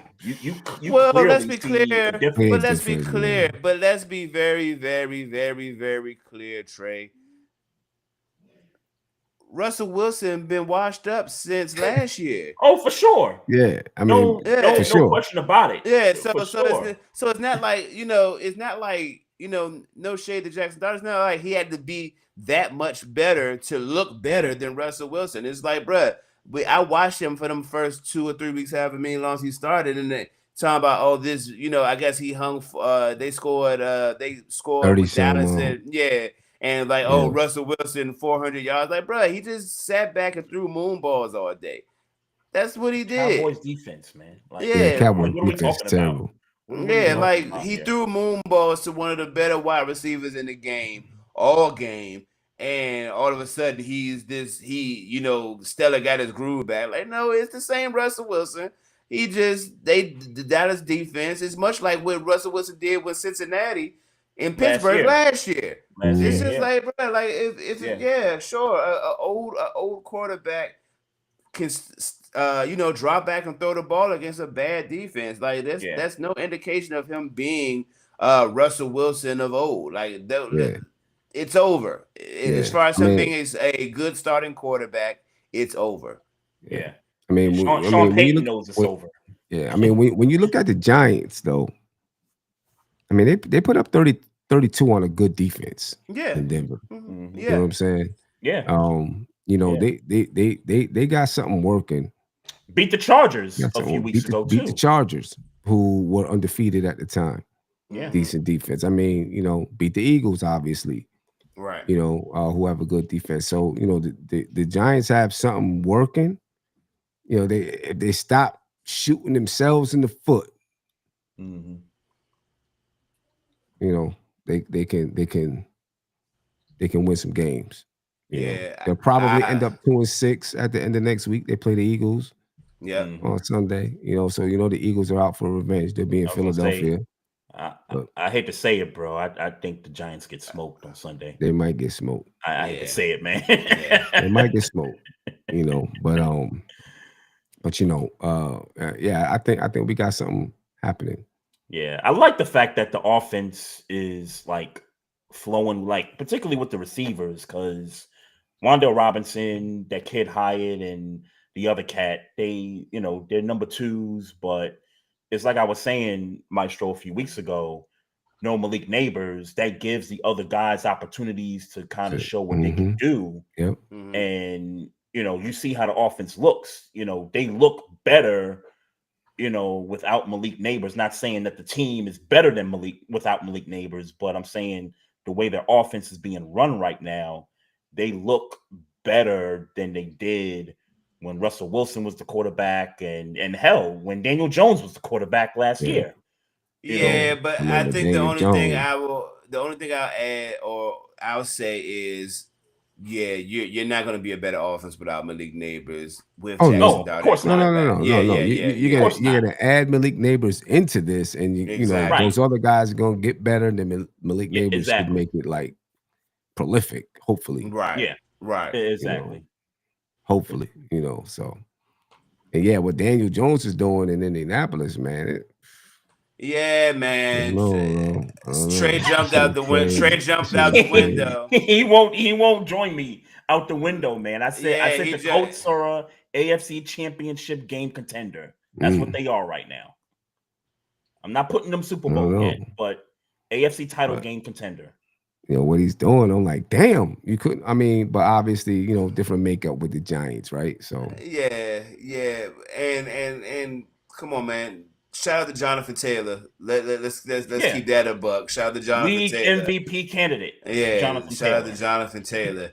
But I mean, come on, man, because the Chiefs, Buffalo, like, come on, man. We feel like this is what I'll say. Right now, who's playing better football? Indianapolis Colts or Buffalo Bills? I will say the Indianapolis Colts are playing better football right now. Yep. I'll give you that. Yep. When the shit hit the fan, I'm not putting we my gonna money. Find out. Yeah, obviously. I know what you're leading to. And I'm gonna not find out. putting my money on the Indianapolis Colts against Josh Allen and the Buffalo Bills. Won't happen. Okay. Won't happen. And damn sure not against the Kansas City Chiefs. No, for sure. Yeah. Which is why I say their ceiling, I think the Colts' ceiling is AFC title game. Okay. Which means, yes, they would have to knock off one of those two. One of those teams. Right. Depending on the which is seeding definitely and all tough. that stuff. Rasheed Rice is back with Kansas City. Yeah. So, it's tough. Yep. Yeah, it's let, damn yo, sure. Let me ask you this. How strong is the Manning just presence in the league? The reason why I'm asking that, Daniel Jones comes out of the Manning camp, right? He goes to the Giants. Yeah. Eli Manning. Yeah, right. Eli clone. And now he's in Indianapolis. Peyton Manning. Yeah. Right? It feels to me like the man is, let's make sure this guy gets a job somewhere. And then now he took over in Indianapolis, right? But, no surprise to me that he played for the Giants and played for the Manning in his two homes of Eli and Peyton. I didn't even think about it that way. Didn't at all. Yeah. Keep in mind, he stopped in Minnesota right after the Giants cut him. There wasn't a lot there. Yeah. We knew that. And we knew he wasn't going to stay there. Right. Yeah, right. So, I mean, he was almost out of a job after that. Yeah. Then he finds his way to Indianapolis, and now boom.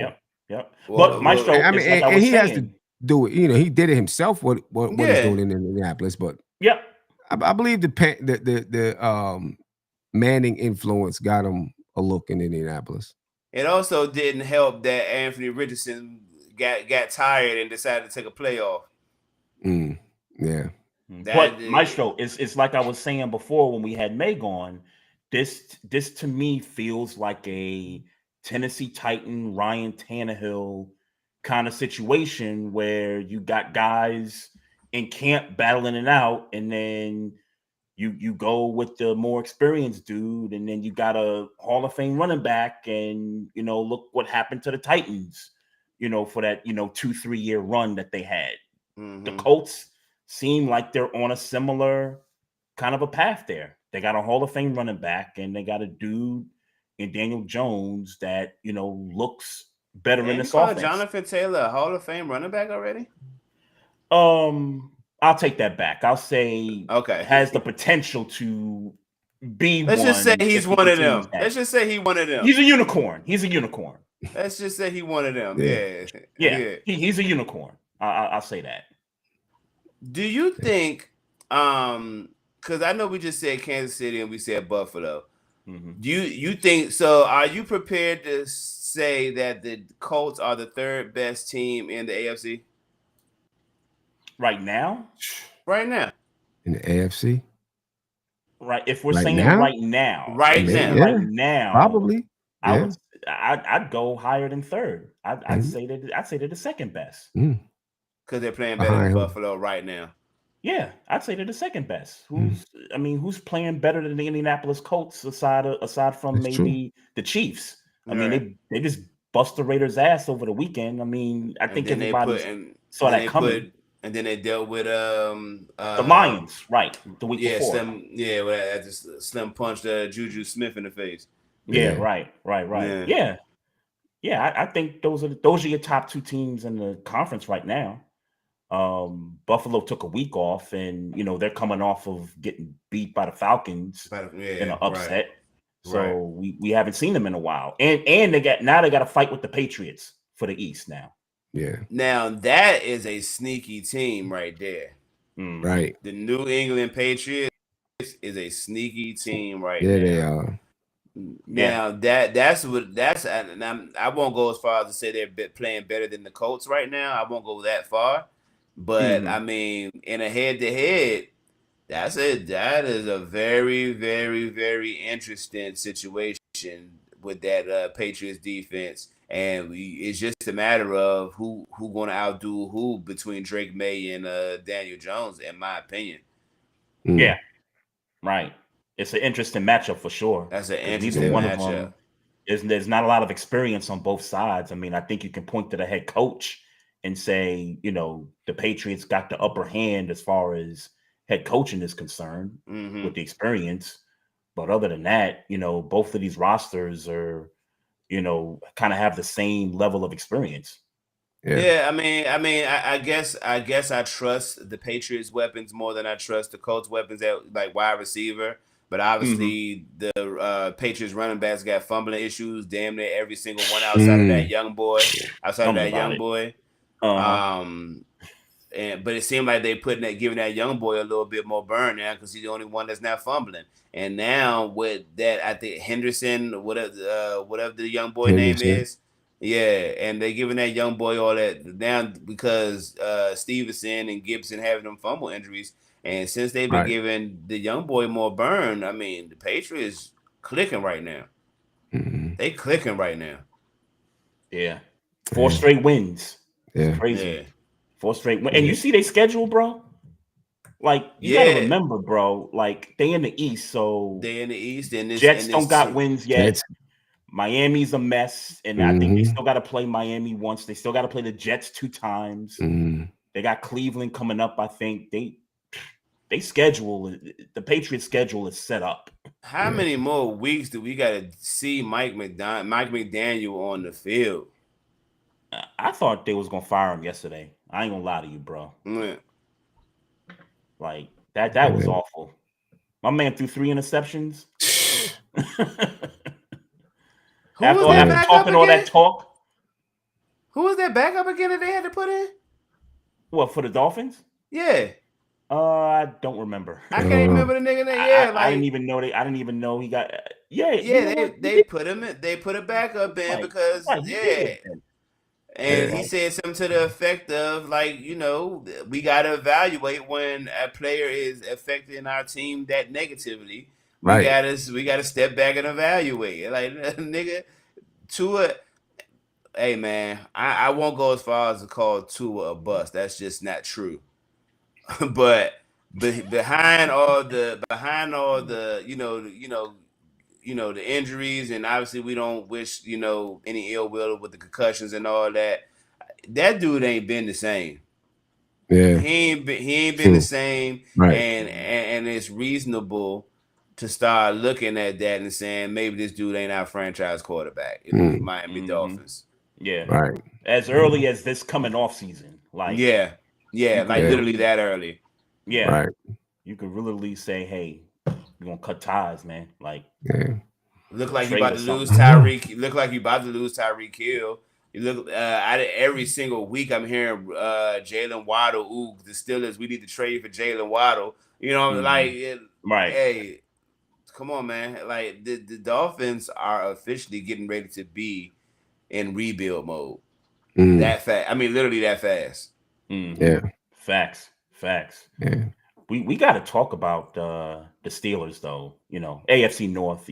Sim. I'm a Ravens fan. Yeah. And he's a Pittsburgh. I mean, the Ravens, man. Yeah. It's one of them seasons with the Ravens. For sure. And before you talk about the Steelers, and Sim, I'm glad you're here to witness this. I think Trey, if it's okay with you, we can officially stop talking about the Ravens for the rest of the season.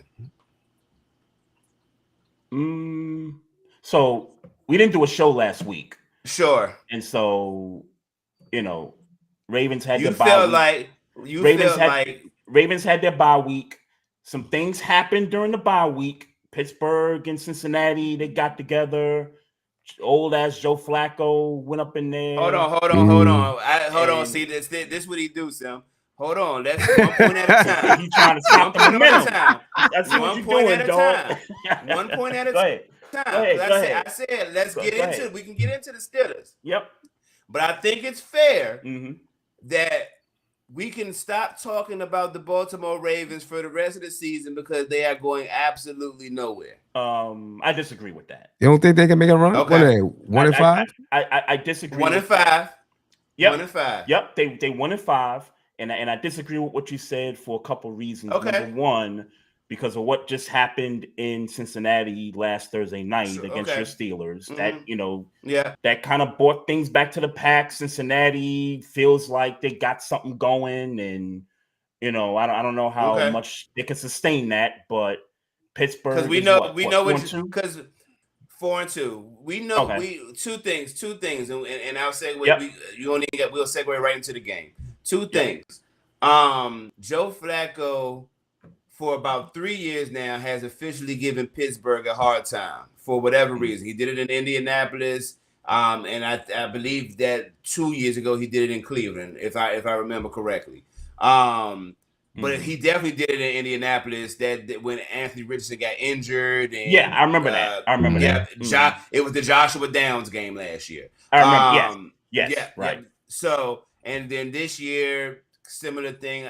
Obviously, everybody had their way with Pittsburgh in this past Thursday. T. Higgins had his way. Jalen Ramsey, dirty slave, toast, chicken, baked chicken, all that shit. Jalen Ramsey. As much as I love Jalen Ramsey for the Pittsburgh Steelers, and I wasn't the biggest fan of it, upon acquisition, is that he plays tough mental football. But when it comes down to just straight up speed, Jalen Ramsey can't really fuck with nobody when it comes to just straight up route running speed, being there with the wide receiver when we're talking about the elites of like a Jamar Chase. When we're talking about the elites of like a Justin, and I'm not saying Justin Jefferson had a good game. I'm just saying that and he had a decent game against us, but I'm just saying that when we don't have a cornerback that I feel can deal with the elites. And if you ask me, we were way better served having Joey Porter on Jamar Chase than Jalen Ramsey, but whatever. We paying him $25 million. You best better be able to fucking play with the best wide receiver. But he didn't. Burnt fucking toast, baked chicken, all the things. Joe Flacco and the Cincinnati offense absolutely fucking cooked us. Now, with that being said, we cooked their defense. Just we couldn't get one stop. And that's a big fucking problem for me because this defense is a lot of money in this damn defense of ours in the Pittsburgh Steelers. Expensive, boy. It's a lot of fucking money in this defense of ours. So the fact that we couldn't get a stop, and I don't care. I heard the whole conversations about referee calls and sure, I won't get into it. And sure, some things are questionable, some things 6, 7, whatever. But nah, bro, I don't like it. The defense should have been able to get at least a stop when it mattered. And this game is one game by the Pittsburgh Steelers, no matter how good Joe Flacco was. The fact that we couldn't get a stop when it mattered is what matters to me. And it's not like I got these high expectations for the Pittsburgh Steelers to, go to the Super Bowl and all those types of things. I didn't come into the season with those expectations. But the fact that this was a game that would have further separated us in the AFC North, and we lost it because we couldn't make a stop, is just another reminder of why I haven't been super emotionally invested this year for the Pittsburgh Steelers. Which is why I say you can't count the Ravens out just yet. That's one of the reasons why you can't count the Ravens out just yet. When is Lamar coming back? So he's supposed to start practicing tomorrow. That's the hope. They just had the bye week. Yesterday, they was asking the team because they had practices yesterday and he wasn't there. And so now, the fan base is starting to get worried and, speculating and all this stuff. And it's like, yo, chill. Like, it's just Monday. Give it a couple of days. He should be back at practice on Wednesday. And once you see him there, that's going to give this team confidence. Yeah. As far as the defense goes, and me and Maestro, we've been having these conversations about this defense, which is, I mean, it's right there with the Cowboys as being, one of the worst defenses so far through 7 weeks of play, right? Something schematically has to change. It can't just be we got to get Roquan Smith back. It can't just be we got to get Marlon Humphrey back. We got to get Nate Wiggins back in the lineup. We got to get healthy on defense. That's the obvious part, right? You want all your guys back, but with those guys, schematically, they was playing like ass. So something is got to change schematically, like they did last year. This was a similar thing last year with this defense. But what they did, right? Not to cut you off, but what they did was they brought in an advisor. They brought in an advisor to come in and say, "Hey, man, fix this, and you'll be okay." And and they turned it around.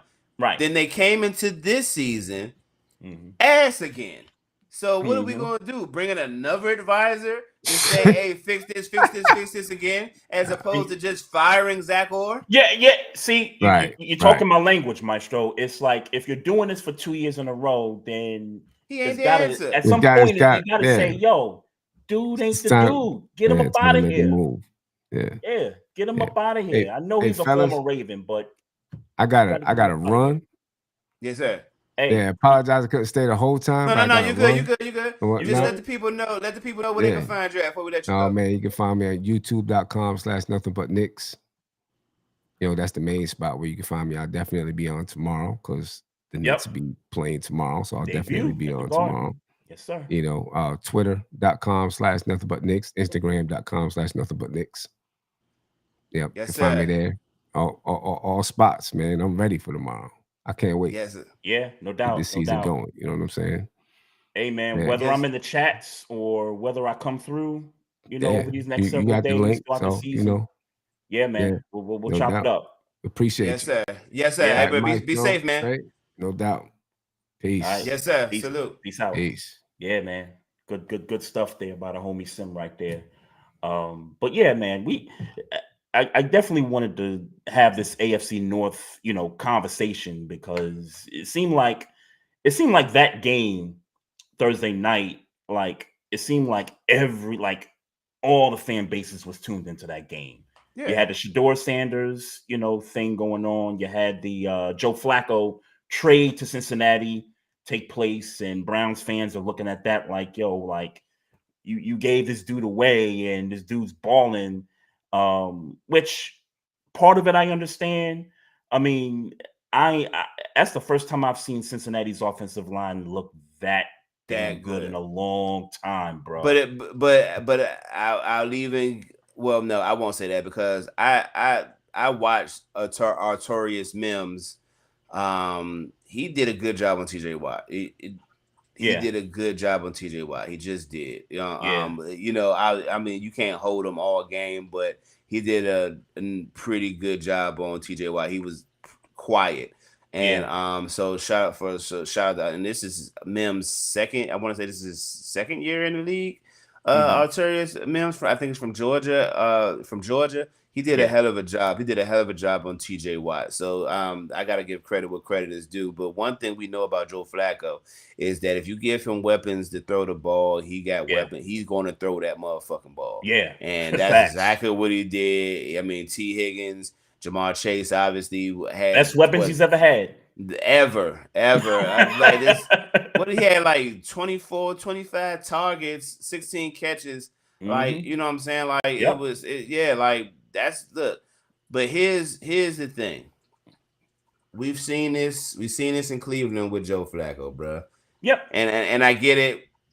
Best receiving core he's ever played with ever in his career. That's right. Because Cleveland can't touch that. Yeah, at all. And nothing Baltimore had is receiving core wise 1-2 punch has been this. Yep. So everywhere else he's been never had that. Obviously. But he is but we have seen this trend before where he is throwing out the gym and then 3-4 games go by, and then he come right back to the pack.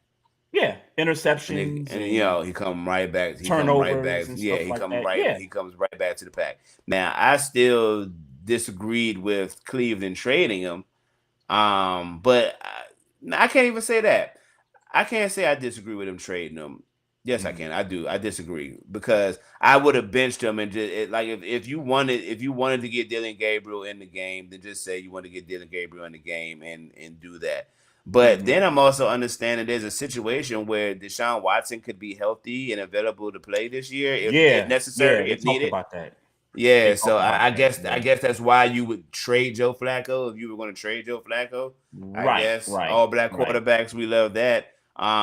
You know, but Joe Flacco is going to do this every time he gets an opportunity to start with whatever team he plays for. You know what I'm saying? So we were just a casualty of that. And you know, I wish we could have got a better pass rush because this would be a different game if we had gotten a better pass rush, but we didn't. Y'all sacked him on the first. Y'all sacked him on the first pass, and then ever since that first sack, I mean, he was kept clean. Yeah. For the rest of the game, he was kept clean. Yeah. And I'm like, wait a minute, like Joe Burrow be getting his ass beat behind this line. Like he holds on to the ball. He holds on to the ball though. Yeah. Joe Flacco did not do a lot of holding on to the ball. He did not do a lot of it. That's part of it. And you know, Bengals fans will fight you about the line and all that stuff. But yeah, that is true. Yeah. I mean, look, I think Joe Flacco at 40 years old don't want to get hit. Realizes that his offensive line ain't the best. And says, "Hey," and I'm sure that coordinator says, "Hey, bro, get that ball out your motherfucking hand because we don't want to go back there. We don't want to go back to Jake Browning. We don't want to go back to Jake Browning. So you need to get the ball. We need to keep you clean. You need to get the ball out your hand. We traded for you because we don't want Jake Browning on this field." Yeah. So that's what he did, and he fucking roasted us. He fucked Pittsburgh up. I ain't gonna lie to you, man. You know me. I ended up having to watch the game again on Friday because I'm not a good stay upper at night anymore. Gotcha. So bake fucking chicken, man.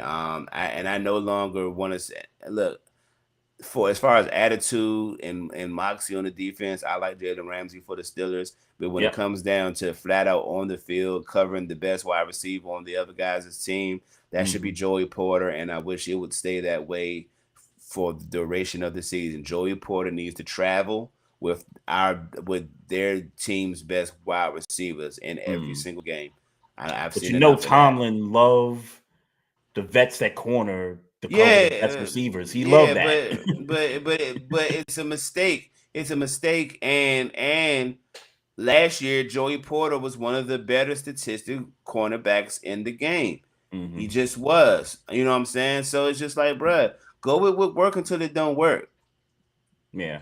You know what I'm saying? Go with work until it don't. Joey Porter, young, he physical. Let that boy play with Jamar Chase.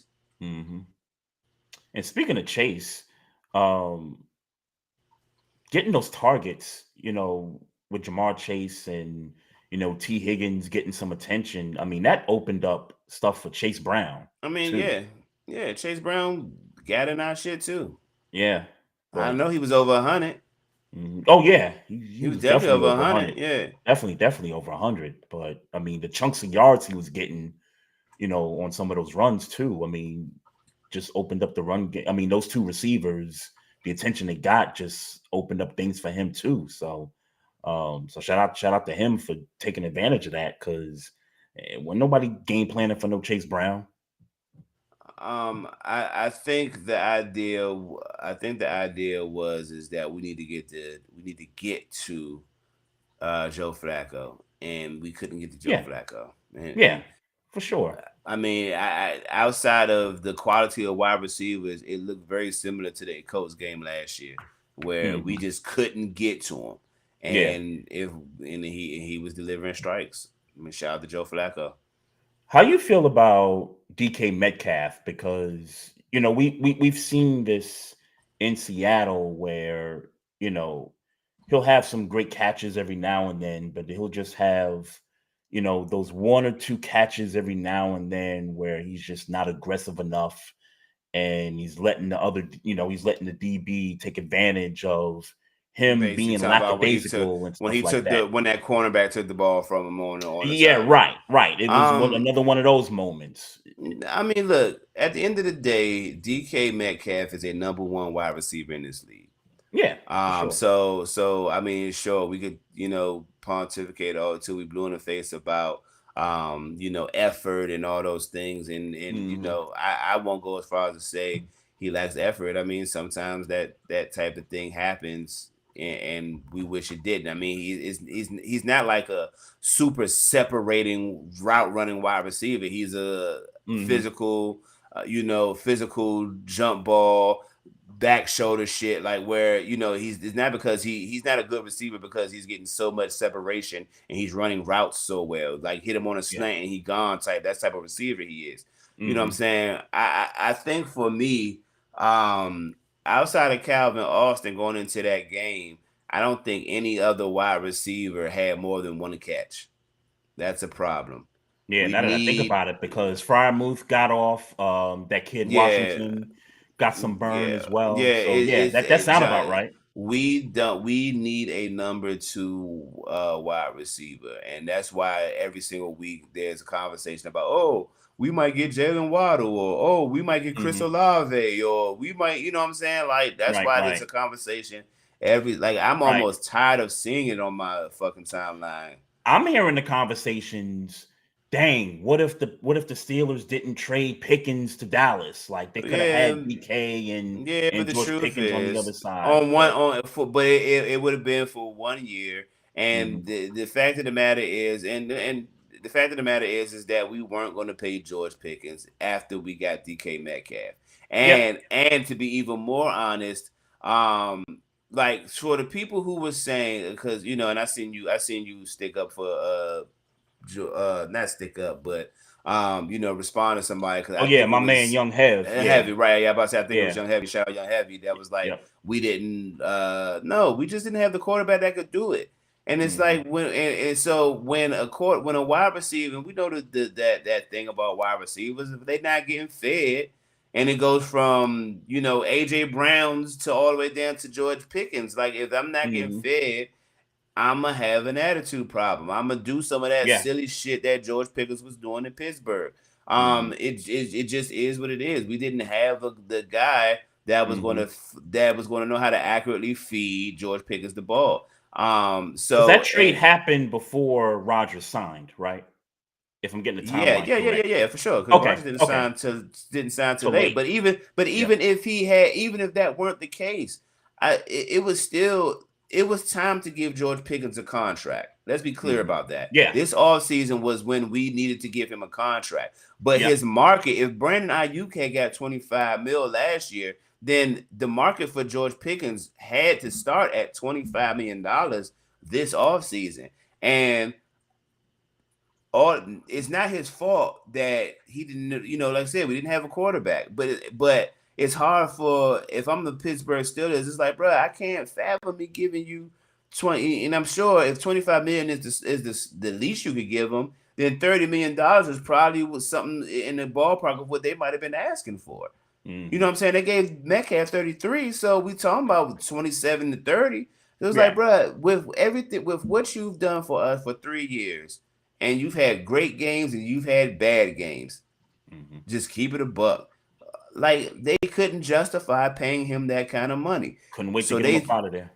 I wouldn't go that far. I think they hoped that he would just be patient and give him this year to try to kind of prove himself, much like he's doing in Dallas. It's like, okay, he went to a team with a quarterback who is a competent, elite thrower of the football, even in Dak Prescott. Yeah. So, you know, so he going, you know what I'm saying? And you see what happens. He's not, I'm not watching every Dallas game from the back, but you damn sure ain't hearing about no antics.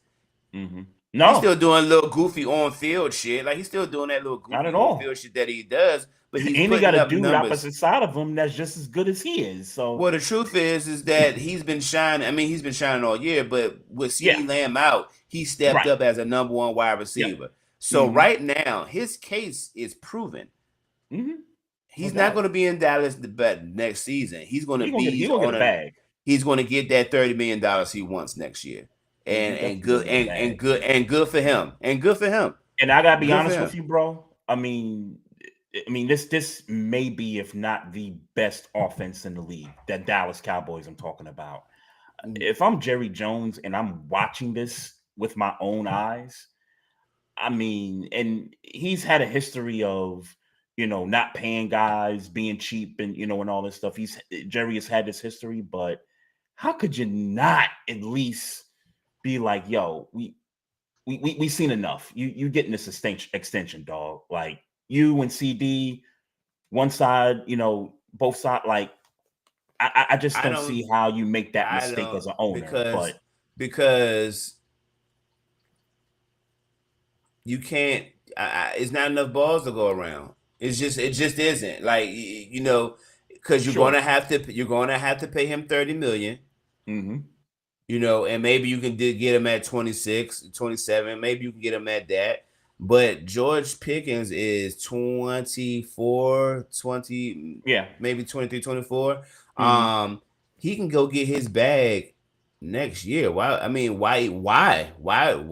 Yeah, no, I get it. Yeah, sure. He can turn down anything. But you won't find a as productive number 2 receiver as George Pickens. But you will find a number 2 receiver way cheaper, and you still got CeeDee Lamb. Like, I'm thinking I'm just throwing a name out there. He's obviously on contract. You get a Keenan Allen as a number 2 wide receiver in Dallas at $13 million a year. That offense is still just as good. And you don't have 33. But I'm just saying he's that player. Okay. I'm just talking about the type of player Keenan Allen is. I get that. Right. I'm thinking more about his age. I'm thinking he's 36. Maybe I'm off, but I feel like he was 33. But maybe I'm off. Okay. But I say that like you get that type of wide receiver, possession receiver, somebody that keeps the middle of the field as an option along with Ferguson, and then you still got like what's the guy's name? Turpin to take to take the top off, and then CeeDee Lamb as your guy. Right. You still have just as a productive offense for half the money. Yeah, no, I get it. I guess because Javonte Williams is having a year too, so the running game is working. That's true. I guess I'm comparing it to what you see in Cincinnati with those two guys and what you see in Philly with, those two guys. Both wide receiver cores are, around the same age group. And you look at Dallas. But you also see what's happening. Not to cut you off, but you also see what's happening in Philly, though. Yeah. With those wide receivers. Yeah. You know what I'm saying? And devoid of this past week, everybody was mad in that wide receiver room. You know what I'm saying? So I mean, it just kind of hits different. I mean, I think that Cincinnati situation is like, okay, we got a young franchise quarterback. You know what I'm saying? It's just a little easier, but we all know T. Higgins was supposed to be on his way out. Yep. T. Higgins was supposed to be on his way out. You know what I'm saying? And whatever they worked out. You know what I'm saying? But he was, and you don't hear no bickering out of that locker room out of those two guys. Yeah, even with the issues they got, throughout the team issues. Yeah. I'm not talking about those two guys. You don't hear a peep out of either one of those two guys. I think at the end of the day, it's hard to have keep two number one caliber wide receivers on a football team. That is very, very difficult. History tells you that. Yeah. Yeah. I right. It. There's a reason why it's really only two teams that's really done that. Right. So yeah, I get it. I just look at it, from an owner's perspective, it's like, damn, like this looks so great. Like we need to really find a way to keep this up. But man, a quarterback, right? Like fuck George Pickens in Jacksonville sounds crazy. I'm gonna write that down somewhere. Like, that sounds crazy. And save it for the offseason. That sounds crazy. Because if you talk about a team that could use a number one and a team that's trying to be, one of those, upper echelon teams, that would be the move for Jacksonville to make. Yeah. For sure. Yeah. But they got to figure out the quarterback too, because Trevor Lawrence is Trevor Lawrence. I'll say that. I mean, he's not a top 10 quarterback, no, but maybe I need a better example. Maybe because I'm looking at somebody who is going to be willing, because there's nobody else there, and the quarterback that wants to throw the ball. Like, that's the type of situation that George Pickens needs. Like, that they want to give him the ball. They want him to be an elite receiver statistically. Yeah. And maybe that's what Trevor needs. He needs that's what he needs. Number one. Right. Maybe that's what he needs to be more effective. He'd probably be frustrated with Trevor Lawrence a lot, though. Yeah. Oh yeah, the boneheaded mistakes and all that stuff. I could see that. I could definitely see that. I'm really sitting here thinking, like, where is that fit for George Pickens? I mean, obviously we won't know until off season, but I'm right now. Who's a quarterback that's straight up throwing the rock? I'll throw another team out there. Colts. Yeah. The Colts could use them. They got some good receivers, but who is Buffalo's number one wide receiver right now? I think they're trying to make Keon Coleman number one. But he ain't really been hitting. I guess it's his second year, but first year, second year. It's second year. Second year, okay. But let me tell you something. Mm-hmm. George Pickens in Buffalo. You can cancel Christmas because Keon Coleman is going to number 2. Shazier is going to number 3. Yeah, and that they'll be better for it. And that team is going the fuck crazy. They'll be better for it. That team is going crazy. Yeah. Nah, I can see that. Yeah, I can see that. Or San Francisco. San Francisco. That doesn't excite me like Buffalo does, though. Brock Purdy, man. Yeah, but you know that system. I mean, that system, I think he'll. Brock he Purdy, won't be. Man.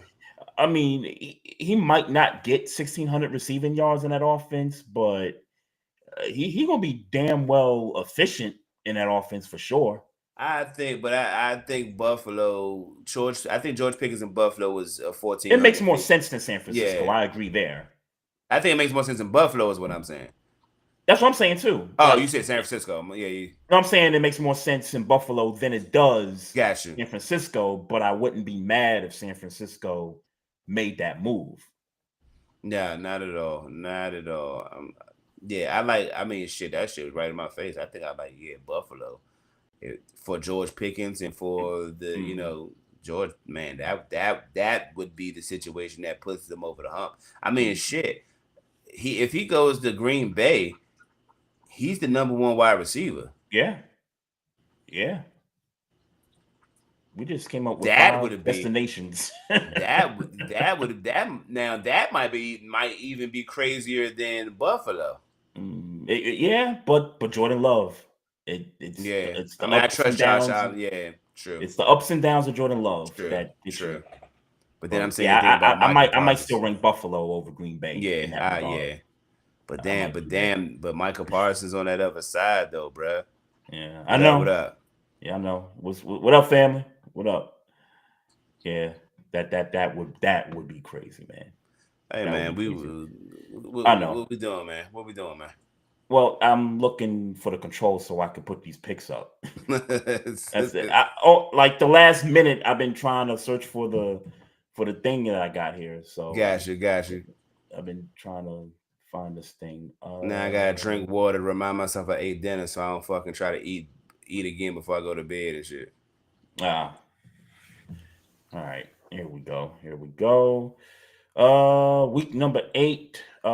Vikings taking on the Chargers. Yeah, you give me charges on that. I have not liked the Chargers the past couple weeks. I don't like Minnesota in the past few weeks. Yeah, that too. That too. I mean, they're not healthy like that. I mean, neither is the Chargers. But in this spot, on that day, on that night, I'll go Chargers. Yeah. Give me the Falcons over the Dolphins. Dolphins are just shot. I'm gonna take the Ravens coming out the bye week with their quarterback back and beating the Chicago Bears, who, by the way, are on a 4-game win streak. Shout out to Chicago. And who they play? The Commanders. Commanders, yeah. Shout out to Chicago. Buffalo at Carolina. Hold on, slow down, brother. You ain't let me pick on. Oh, my bad. Give me Chicago. Okay, you ain't had to say that because I already knew who you was gonna pick. Nah, sometimes I pick the Ravens, but I like Chicago right now. We know for a fact that Lamar is playing Sunday. We do not know that for a fact just yet. Yeah, but I am confident that he will be playing on Sunday. Gotcha. And look, Bears is not a bad choice. I mean, they're coming off a 4-game win streak. They on a hot streak. I'd have a little more faith in Baltimore if Lamar Jackson was playing against the Chicago Bears, but give me right now. Give me Chicago. Give me the Bills over the Panthers, who have also had a nice little streak going, but shout out to Rico. Shout out to Rico though. Rico Dottle, been doing his thing. But they're not gonna have Bryce Young for I think a couple weeks. Yeah. And Andy Dalton, I forgot Andy Dalton was in the league as a backup, but he's their backup. But I'm picking Buffalo coming off the bye week. For sure. Jets and Bengals, who you rolling with? I gotta go with the Bengals. But they smoked Pittsburgh last week. I mean, you don't have to. Yeah, but I have to. And look, man, I will make the conversation Go ahead and say short. it. Go ahead and say it. Well, look, I won't say it. I won't say it as harshly as I want to say it, because the truth is that I wanted Justin Fields to play in Pittsburgh to see if we could, bring out whatever potential we thought was in him.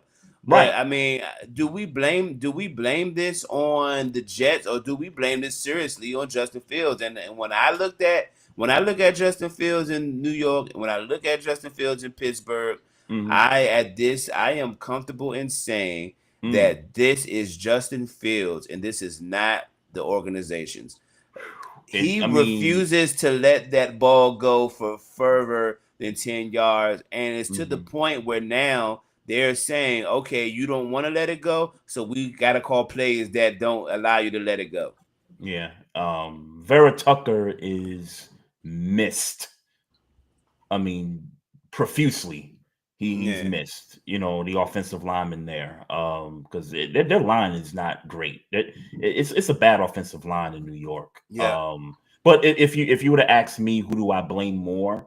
I'm not giving the Jets the benefit of the doubt here, because it seems like everything they touch goes bad. I mean, they had Aaron Rodgers for 2 years, and they couldn't even get a playoff spot out of him. They had Brett Favre for the 1 year a few years ago, and they couldn't get a playoff spot out of him. A few years ago, nigga, that was like 10 years, 15 years ago? Like 15, 16, 17 years ago. Oh, man, we can't be talking about Brett Favre no more, man. I get it, but I'm just driving the point home that they've had so many bad quarterbacks after Brett Favre, bro. Yeah, no, sure. I get it, but even the ones that they got, like, you could have brought up Sam Darnold. You could have brought up Sam Darnold. You could have brought up what's them from BYU? Fitzpatrick? No, young boy. He Zach Wilson. There you go, Zach Wilson. I know I don't need to bring up Zach Wilson. Yeah, like you could have brought up so many better examples of bad quarterback play in New York before Brett Favre. But no. I'm talking about the good things that the Jets touch don't come to. Don't come to what they want it to be. I'll say this: Sam Darnold appears to have been that. No. You got me with the Sam Darnold. Yeah. Zach Wilson. Yeah, we can table that. But at least Sam Darnold has left. Sam Darnold. When he found his stride in Minnesota, and then now in Seattle. Exactly. So you go to two teams and you're good. Now I'm looking at it like shit. Yeah. Maybe it was the team he was at. You wonder how Minnesota's feeling right now. Yeah. Well, I don't. I mean, JJ McCarthy got injured. I won't. Yep. Yeah. Too early to tell. Yeah. Too early to tell. Yeah, I don't have to pick the Bengals in this game just out of spite, but the Jets are so terrible. They might go 0-17. That's how bad it is.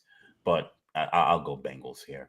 Trey Garrett Wilson to Pittsburgh. That's another rumor that's been on my timeline. Hey, bro, come on, bro. He's fed up. Garrett. Yeah, and he got every right to be, but they just gave him money. Like, they gave him bread. They gave him money. So, give me the 49ers over the Texans. CMC is back in his bag. Give me the 49ers. Yep. Browns at the Patriots. Who you got? Patriots. Yeah, I'll take the Patriots too. I will take the Eagles in a beatdown over the Giants. I'm sure you do too. Yeah. Bucks at the Saints. Where you at with it? Okay, I'll take the Bucks. Who did the Bucks have like a major injury this week?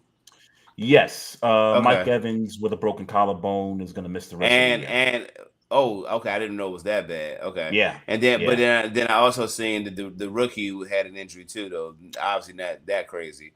Not that crazy of an injury. I don't think he's 100%, but he missed some games a few weeks ago and just got back and just doesn't seem like himself. But yeah, I mean, this game does have upset special all over it though.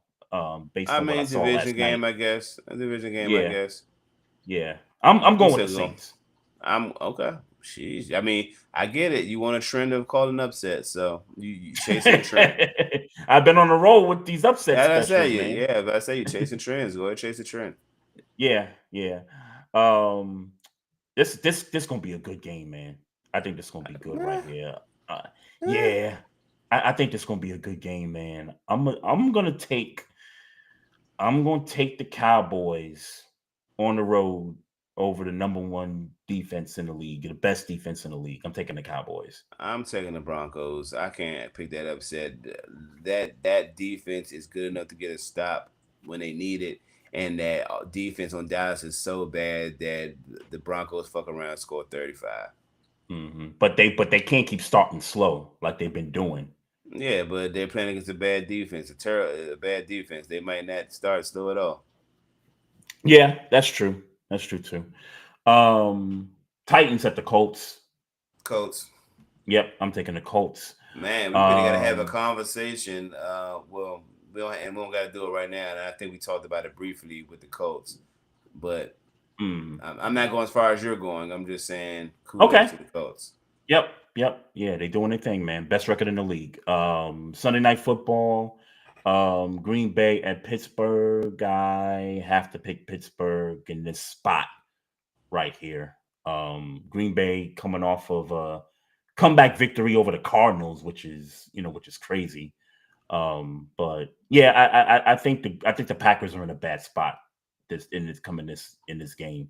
Steelers. Yep, I got Steelers. Monday Night Football. Commanders who are kind of beaten up and bruised and all kinds of bad. Got 44 hung on them. Mm-hmm. Yeah. This old decrepit injured. I mean, oldest team in the league. Let's be clear.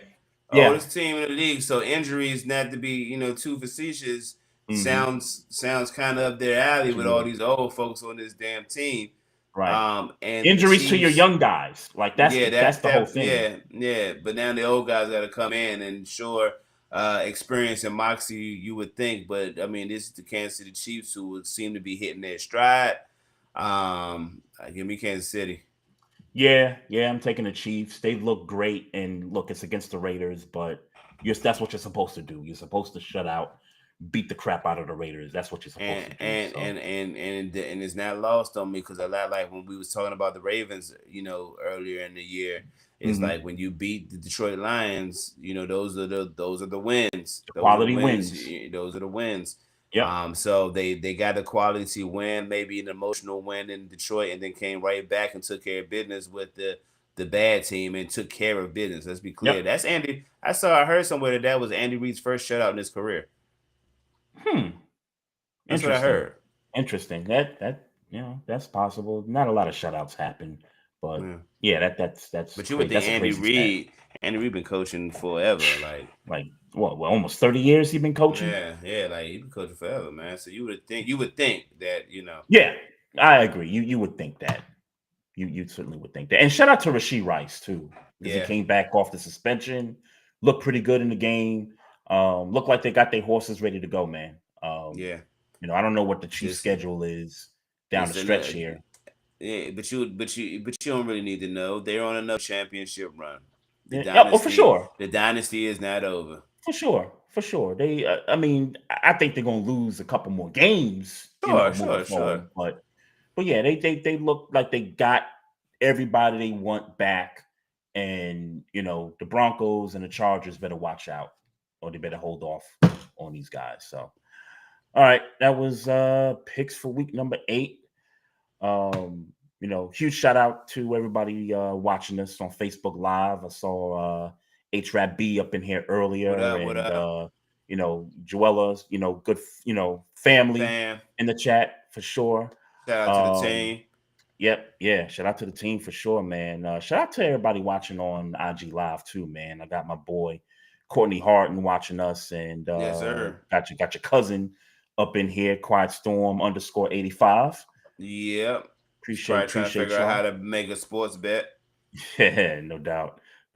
And shout out to the homie Sim Russell, man, for coming through as well, man. Continue to follow us on social media. We got the Facebook page. We're on YouTube, so make sure you subscribe to the channel.